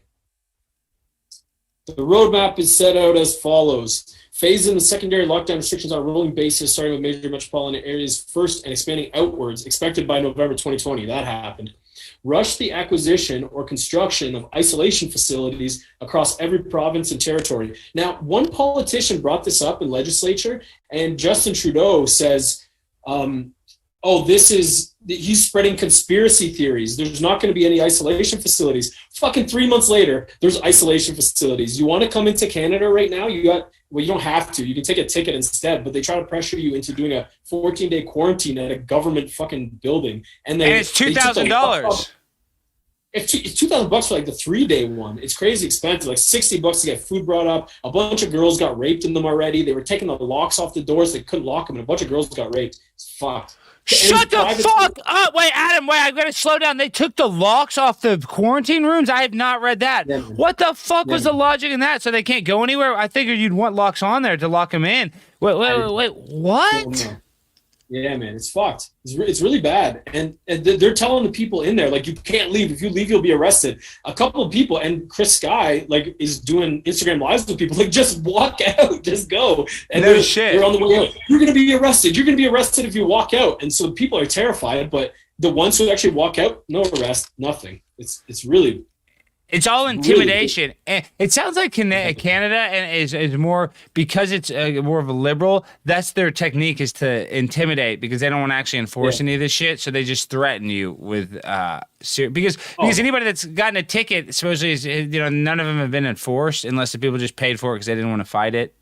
From what they keep pushing them all back, right? So everybody I know who's gotten a fine so far, and just for my bail conditions, because I know my real quick, let me cut you off. You have a $50,000 bond. I'm in the bail bond business. Yeah. Dude, Adam, a $50K bond, that's reduced for murderers and child molesters here in the United States. Why did they give you such a big bond? I don't know, but it works differently up here. You don't actually have to put up any money. It's like a promissory note for my wife. So if I violate bail, they would have to initiate some kind of proceeding against my wife to say she should have been able to stop me from doing this because she's my surety. But you don't actually have to put money up. So they float these crazy numbers around, again, because fear and intimidation. It's all they got. They also gave me a bail condition that I couldn't communicate on social media, and that didn't get varied for like 3 months. So I couldn't even fucking say anything on social media. Instagram? Really, wow. That's so fucking annoying. Now, so the judge varied that. He says, I can post on social media, but I just can't promote or incite breaches of the law. And I don't know, I was going to throw in a disclaimer there, but I kind of lost my train of thought because I was going to say something that might have been a bail breach. But no, and this is entertainment purposes only. Everything said on this show is meant for entertainment purposes. Please do not replace any professional, financial, legal, or medical advice with anything we say here today. Don't really take anything I say that fucking seriously anyway. Like, I'm a fucking high school dropout that opened a barbecue place and followed my heart and kicked down the door of a building, but don't take what I say as fact because of that. Like, do your own research. Your viewers do, right? Like they do. Did they weld your door shut or they just put chains on it? No, they like installed this like dollar store bracket, and we kicked through it in like 6 kicks. Fucking did nothing. Worst lockup job ever. And but you didn't have power, so were you just gonna cook, or did you have power? I had power. Yeah, they didn't cut the power. They just changed they just locked up the door, because I guess they thought they had to do something, because I was gonna make people fucking open their places. And they had a legal avenue to go through, called getting a court order, like it's called the Section 9 order under our local emergency orders. They could have gone to a judge and said, look, we need a closure order put on this place. And that would have given them the authority to like arrest me, not charge me, but just like arrest me at my restaurant, take me outside of the property, and then stop me from coming back in.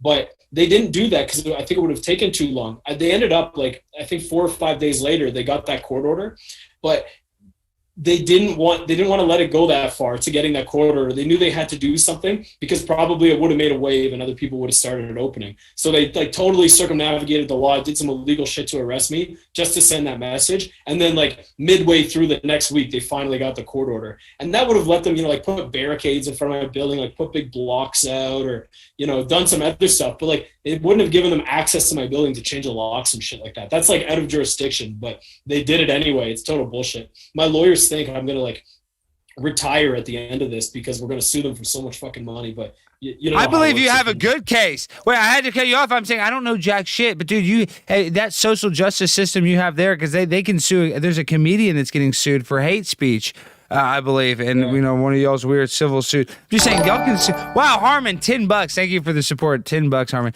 I'm saying y'all can sue for anything. I think you do have a big case if they didn't do it by the law, which they didn't. But they're going to say, "Oh, we had an emergency executive order. That's why we had to shut you down." But at the same time, what they do is they settle, so that if it's a smart attorney, they might settle with you. Order that they could have done. Like they had that process. They could have done it, but they didn't. So they fucking went right around the law, man. It was really bad. Hey, I finally got this thing, the leaked liberal insider email. Look at this. It says enhanced lockdown, referred to as, and this came out in October, right?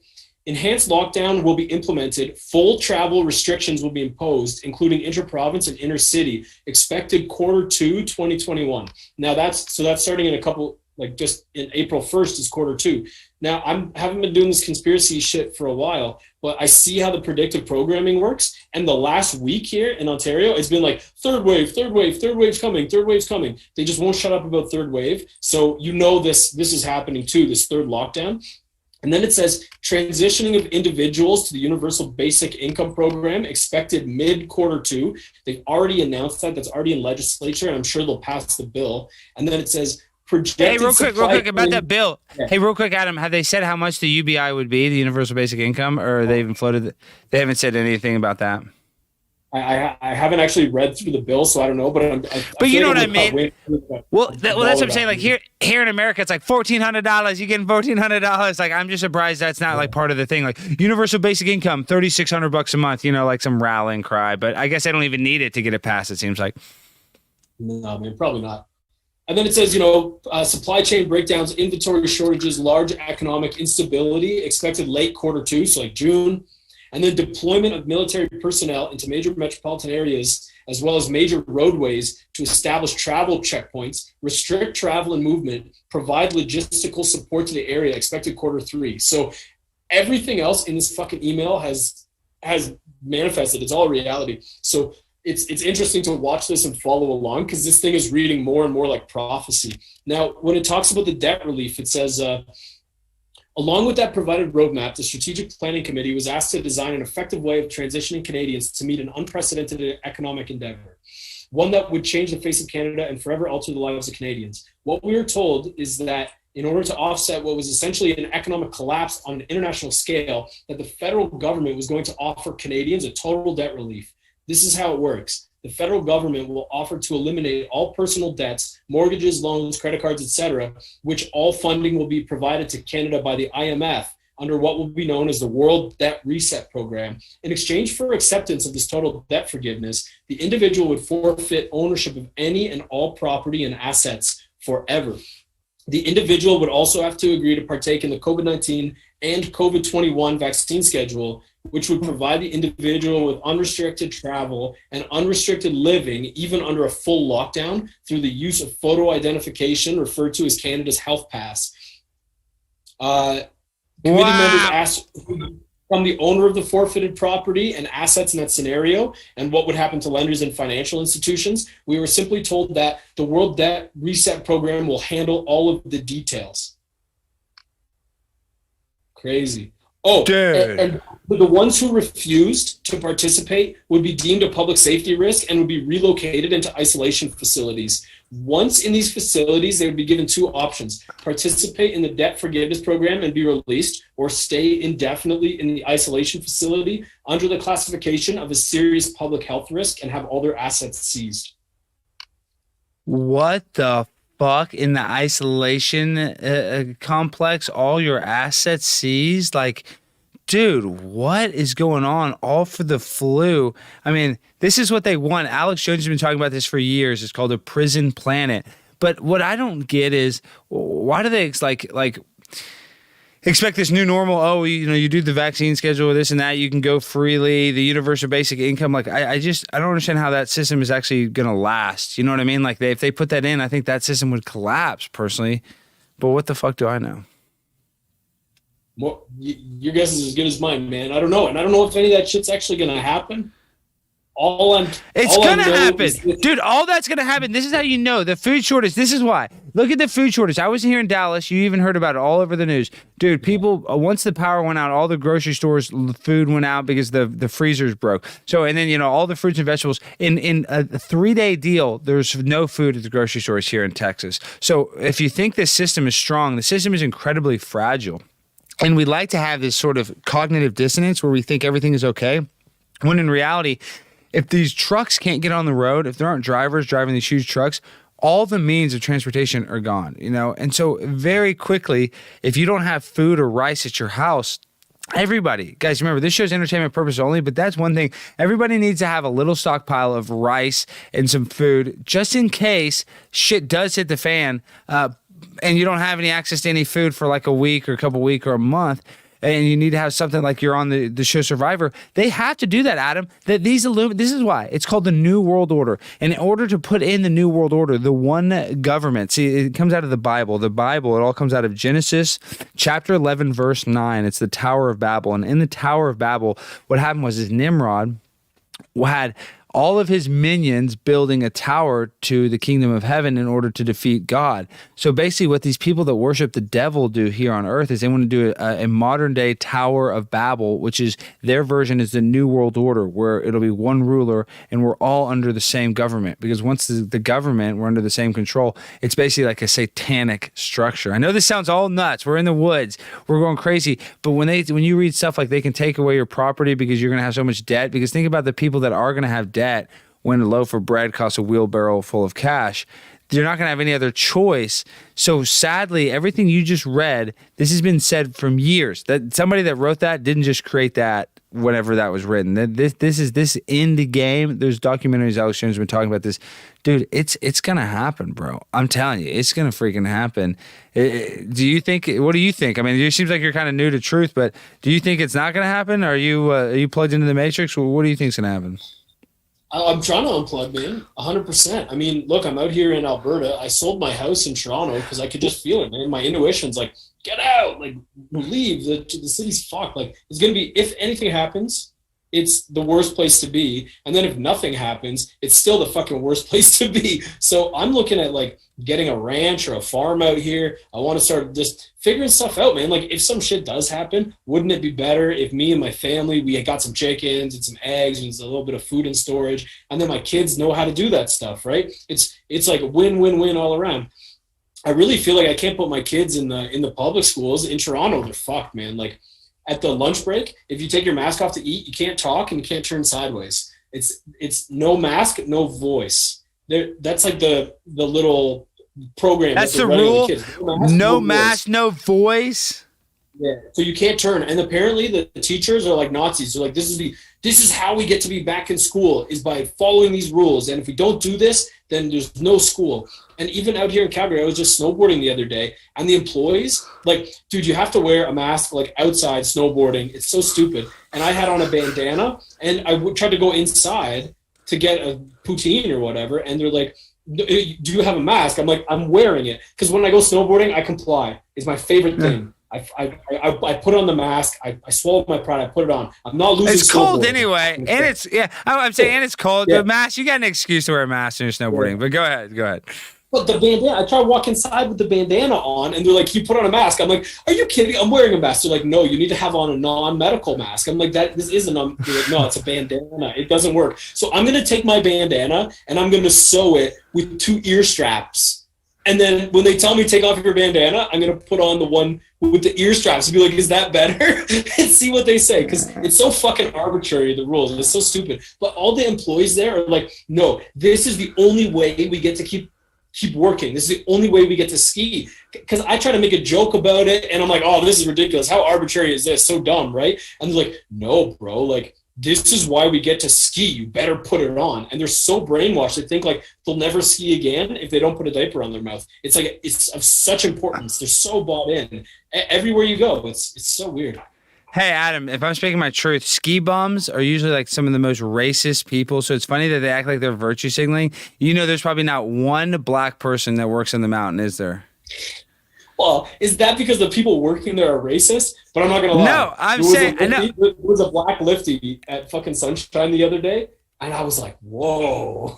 Like, there's a black dude that worked at, that's what I'm saying. I've never seen a black dude work at a mountain in my life. So what I'm just saying, those people that are being all like social justice warrior are inherently kind of some of the most racist. That's not a good term, but you know what I mean? Non-inclusive. How about that? It's a non-inclusive kind of sport, but I guess they're over there virtue signaling. You think they'd be hip and cool. Like if I was kind of a ski bum, I'd be like, dude, whatever, fuck your mat. You know what I mean? But I guess that's our personalities normal. Like you're normally laid back, and these ski bums, and I keep on calling them that, not negative. I'm just saying people that dedicate their lives so they can ski all the time.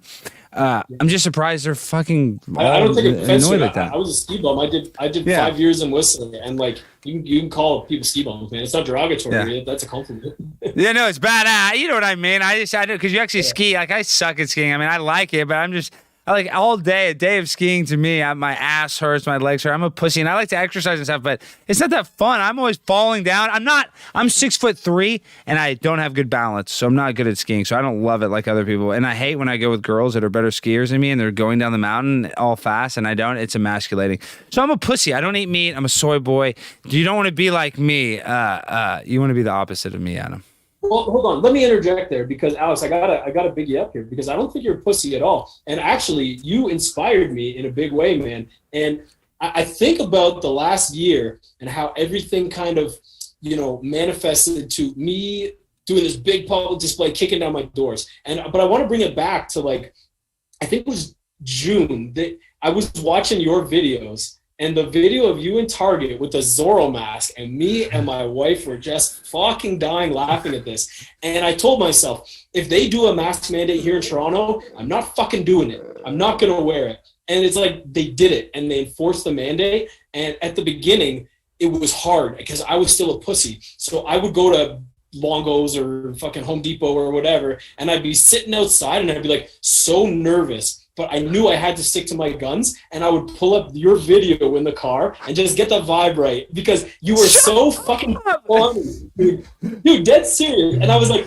man, this guy just doesn't give a fuck. I loved it. Like, show me the sign, bro. Show me the sign. Show me what's this guy's covering my mouth. And I'm like, yes, this guy's awesome. And I just brought that same energy with me into the grocery store. So if it wasn't for those experiences, man, would I have been in the same place? I don't know. But I think you had something to do with it, man. You're not a pussy at all. You go for it. You go full send, man. I absolutely love it.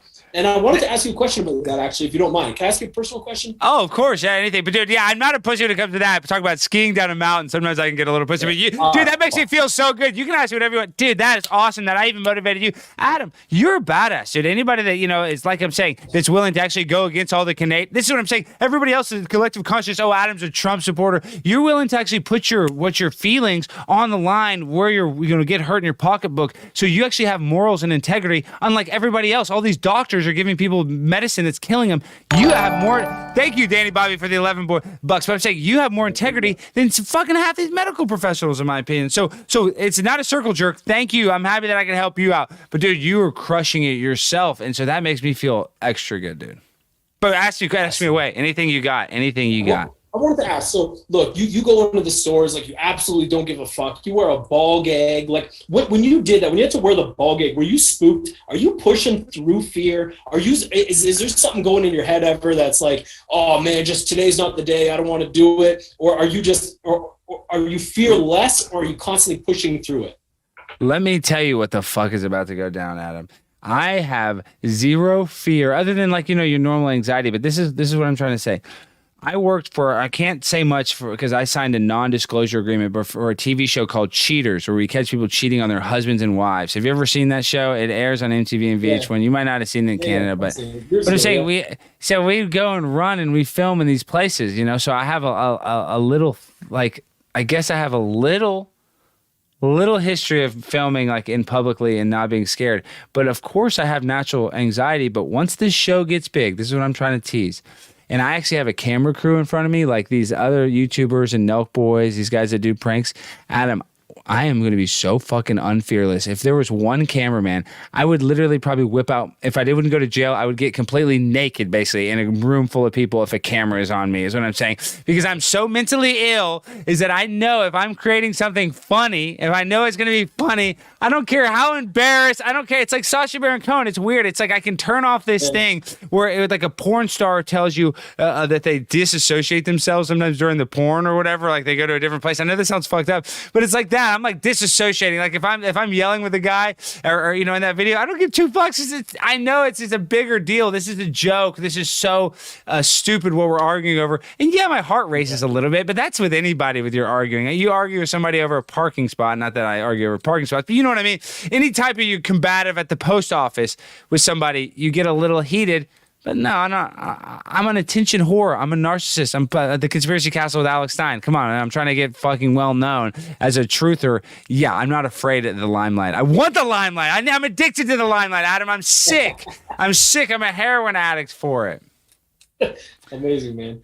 Well, that's good because you know what? You're taking that and you're giving it to everybody else. And I'm sure there's a hell of a lot of other people who are in the same situation as me, man. Just watching that and being like that fearlessness, just being inspired by it. So that's awesome, man. Keep doing it. That's cool that you just have that kind of like natural ability. Has it always been like that? Like when you were younger too, or just since what you learned on Cheaters or what? Dude, yes. I got to show. I was going to show you. So you're going to laugh. Did I pull it up? I was on this. Let me show you this. Let me screen share. You're going to laugh. So you've obviously heard of Super Chef Bobby Flay, right? Of course. How could I have missed it? Yeah, so he's annoying as fuck, but I was on this reality show, Worst Cooks in America, where they get really shitty cooks, and they teach us how to cook. Look at me. You see me? This is me and Bobby Flay. You see this? Amazing. So what I'm saying is, dude, I've always been a fucking loud, obnoxious freak since I was in 8th grade. I was on this reality show years ago, burning. Let me show you. I caused the biggest. They said let me show you this. This fire got way bigger and actually burnt. They have overhead microphones. Actually burnt one of the microphones. But no, dude, Adam, I'm sick in my head, dude. I'm trying. Yeah, I mean, I had a bunch of oil in the pan trying to get it extra hot. So I'm saying I'm a freaking psychopath. I'm an only child. What about you? Do you have brothers and sisters? What was your family makeup like? Yeah, man. I had a younger brother. He went through his spiritual awakening maybe, what was it, about 7, 8 years ago now? And it probably happened a couple years before that, but he took a bunch of acid and some guys were fucking with him and he went totally off the rails and he ended up killing himself. Really sad story, but I wish it's interesting now that I've gone through kind of that same experience, but from a more grounded approach and with like people around me who are also spiritual and, guiding me through it so I don't go totally off the fucking rails, right? But so I lost my brother and then I have a younger sister as well. So of 3 children, now there's two left standing.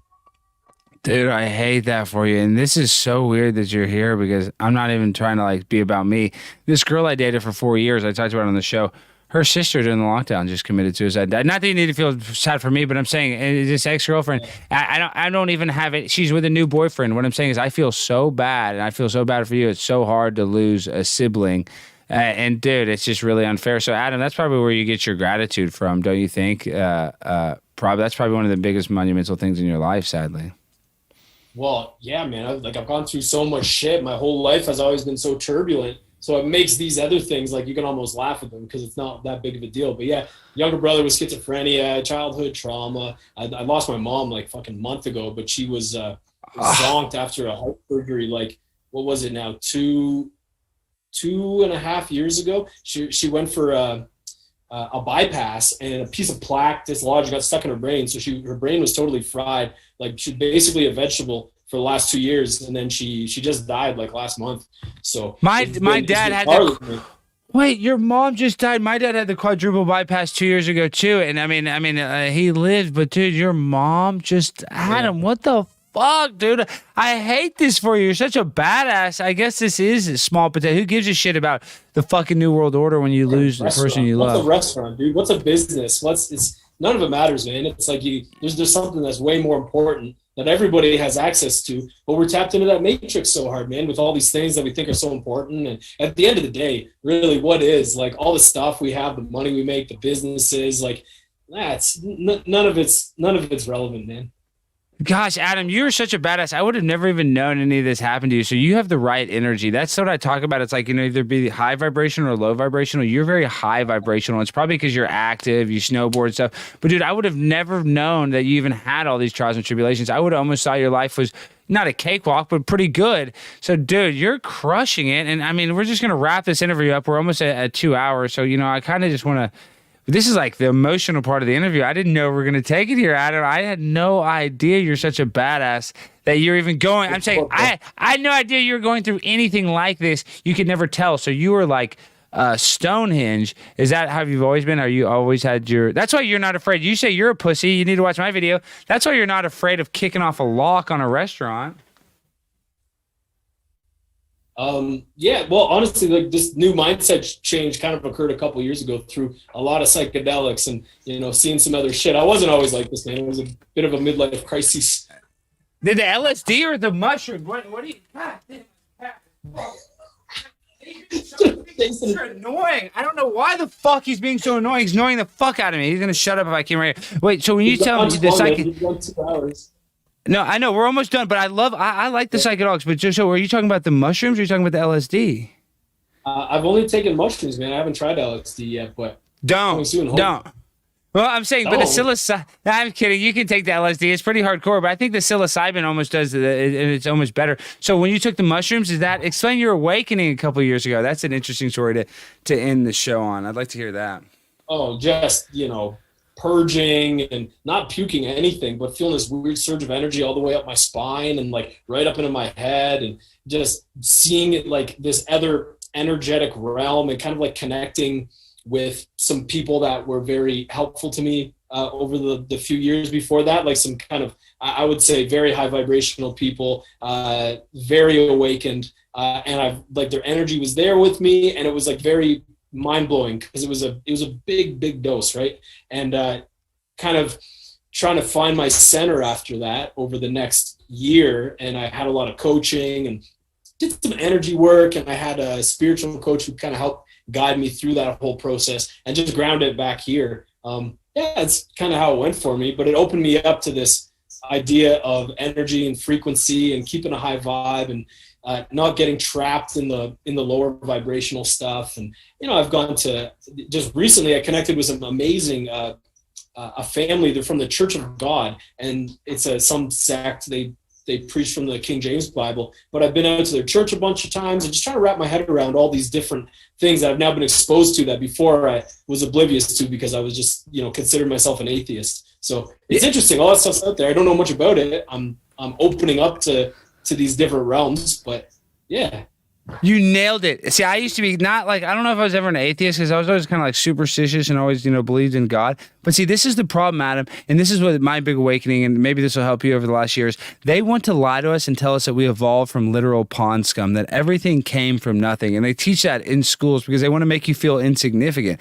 So if they lie about our origins, they can lie about anything. So it's just like, it's so obvious that somebody created this world, whether, I don't know who that was, whether there's one God, 10 gods, whether Jesus is right. You can vibe with a lot of different people. There's a billion people that think Muhammad is the God. So it's hard to pick which doctrine. I think organized religion can sometimes get a little messy. So it's our personal connection with knowing that there's a creator, which Adam, that's the idea, is knowing that you're a spiritual being here that happens to have a body. You're not a body that happens to have a spiritual being. You're a spirit that happens to have a thumb. And so we have to, tap into that, and they don't want us to. So the fact that you're realizing that, that could be the most beautiful thing. It's like, you don't have to be super religious to know that, dude, you didn't evolve from nothing. That's the same mathematical possibility as an airplane going through a junkyard and creating, the same possibility as a tornado going through a junkyard and creating an airplane on the other end is the same mathematical formulation for evolution. It's impossible. Yeah, man. Once you have that realization that, and it doesn't matter what sect or religion or whatever belief, but that idea that you are connected with everything else, and that the earth is basically here for you to create abundance from, it's such a paradigm shift that's so difficult to go through, because we've been taught for so long that like we're basically just scum, like scavenging the earth. We evolved from a dinosaur or a monkey or whatever. And it totally reframes your whole mindset. Like I was walking through the woods today and I went, fuck, like these like 50-foot tall spruce trees everywhere, perfectly straight to build these log cabins with. Like, what are the fucking chances? Everything's just here, beautiful for us to create abundance with. And they want to tell us that it's not. It's not right, man. They try to limit you so much and keep you down. I've experienced it my whole life going through school. Every job I've ever had, it's like, be small, be small, be small. It's like, no, I'm not. We're all big. We're all gods. God's within us all. And if we all switch to that mindset, you can't be controlled that way. He goes for his cat as I'm wrapping it up. You're talking about all this stuff. I'm putting them away. You're being so fucking annoying. Sorry. But we're trying to end this thing. I'm just, God dang it. He's being so annoying. No, you're so right. They try to make you feel so small. They try to make you feel insignificant, and they do that by lying to you about our origins. But that's the most important thing we can do, is realizing that we're not a cosmic accident, because we can't really start having gratitude. So you got into barbecue and all this stuff when you were probably just like kind of an atheist wild man. Is that true? Yeah, exactly. It was a little different back then. It's all about the money and the business, and yeah. Perspective's changed a bit, but it's hard to, how can you have the perspective change until you've experienced all that too, right? Success in the material world, that's like the high status, right? Your greatest achievement. So I wonder for a lot of people how you can elevate past that without having experienced it. You're right. Like I couldn't have the same perspective that I talk on this show. Like I always think in my mind, I should have been doing a show earlier. But then I'm also like, well, then I would have been talking about something different. I wouldn't have done the research to talk about this. So I guess, the time is right once you have your quote unquote awakening. But it's just beautiful seeing your story is that it's like more new, in that you're willing to actually speak your truth in a world full of zombies. And this isn't, some ass kissing thing, but I don't know how we can invoke change unless there are people that are willing to go and keep the restaurant open when a bunch of cops are there. So if we don't have idiots like you and me that won't wear a mask, that won't break the rules and do civil disobedience, we're fucked. So even though they want to hate us, they hate us because we ain't us. They hate us because they ain't us, because they don't have the balls that we have. So kind of what are some of your closing thoughts, Adam, on the future lockdowns, and where do you see this going, and where do you see yourself in the future with Adamson Barbecue? What my spiritual coach says all the time is that once you really embody your truth, what's not in alignment will fall away. And I've been feeling like the barbecue business has not been in alignment with me for quite some time. So if it falls away, I'm fine with that, and going after my truth and just try to do something better. I think that opportunity is going to present itself to me in time. I have faith in that. I have a big legal challenge ahead, so I got to deal with that first. I got to do it. We got to talk about Well, we got to talk about the legal challenge, actually. So what is left on it? Because we didn't go through it. So you got to go to court. So explain what's low. That's the most important thing. So give us your court update. Let's finish on that. I really want to hear about that. Sorry. Yeah, for sure. And this is where I can do like a little call to action too, right? So yes, whatever you got to do, you got the floor is yours, and we're no rush. I was just trying to kind of wrap. We're right around the 2 hours. We have as much time. And update, call to action. The floor is yours, please. I want to hear all about it. Yeah. Well, thank you so much, Alex. So we filed. Okay, when I got out of jail, I didn't ask for a GoFundMe. I didn't fucking set up a GoFundMe. All these people tell me, don't do. Can we do a GoFundMe for you? I'm like, no, it's fine. Some guy did anyway, and it raised $335,000. Like huge. That's like $250 US, something like that. So I fired a bunch of lawyers, hired another lawyer, fired them, got all these bad vibes from these lawyers, which I think is just typical of the bar, but found a team they're like activists. They know about most of the stuff. Now they know about almost everything. They know about, at that time, they just knew about like PCR, but now they're like right into like the viral isolation, germ theory versus terrain theory, the whole thing. So we've got this budget of $335,000 is to file a constitutional challenge against my province's emergency orders. So it's not just like my legal defense. I'm just trying to shred this whole emergency. So it's a really big case. We have 5 legal experts. We have a PhD in statistics, virology, epidemiology, and a former chief medical officer of health for one of our provinces, like one of the top medical dogs of one of our provinces. That was his last job. And they're all going to testify that the PCR is a fraud. The virus, they're going to ask for, they're not going to say it hasn't been isolated. We have to be careful. Yeah, we have to be careful what we say here, but they're going to expose basically everything that we're being lied about when it comes to it. Yeah, well, they know what our argument's going to be, man. I don't have to hide it that much. They know what the fucking argument is. They know just as well as we do the truth of what's going on here. And they're public health officials that they're going to come in to talk their shit about why this is real. They don't have the truth on their side. We do have the truth on our side. They might have some corrupt judges or a system that's designed to fuck me, but if there's justice in the courts, we're going to find it. And the hearing is at the end of June, 28th and 29th. We're just preparing the expert affidavits now. So what I could ask people to do, and this is where we're going to need support, because the establishment media in Canada won't cover this story at all. They won't even report that we filed a constitutional challenge. They're completely ignoring it, the whole story. And instead, just throwing out slandering me with these articles. Like I got the worst. They did an article in the Toronto Star, which is Toronto's biggest newspaper. It says, worst people of 2020, and I was the cover photo. Like, crazy. So anyway, if you guys follow me, I'm active on really only on Instagram, but a little bit on Facebook, but hardly anything. But follow on Instagram. It's Adamson BBQ. You got to spell barbecue right, BARBECUE, because they've got it on the ban that if you don't type the whole thing, it doesn't come up. Yeah, it's a shadow ban. And then if you could just help get the word out about this legal challenge, because the lawyers say it's super important for this to get the public support on side. Because if we don't have the public understanding, the courts will feel no pressure. They'll just want, the public says they want to lock me up. So that's what they'll get. So I'd love to get that message spread out. I'm thinking we might need some money on top of that 335 for an appeal. If we lose in this superior court, then it goes up to a higher court. So I'm good on crowdfunding right now, but maybe in a couple months, like at the end of June, if we lose and we have to appeal it, I probably need to raise like another $100K because I'm pretty much. And how can they donate? How can they donate? Well, there's a GoFundMe, but right now it's shut down, so don't even worry about it. We just have it on pause. I'm trying to be honorable, man, and like ask only when I need it, right? I'm not trying to like grift and get $1 million for myself. I'm only using it for the case. So if I need it, we'll ask and we'll find out about that like at the end of June. But follow Adamson BBQ on Instagram. Help us get the word out about the legal challenge. I've posted a couple of videos about it because that knowledge is power and truth will set us free, right?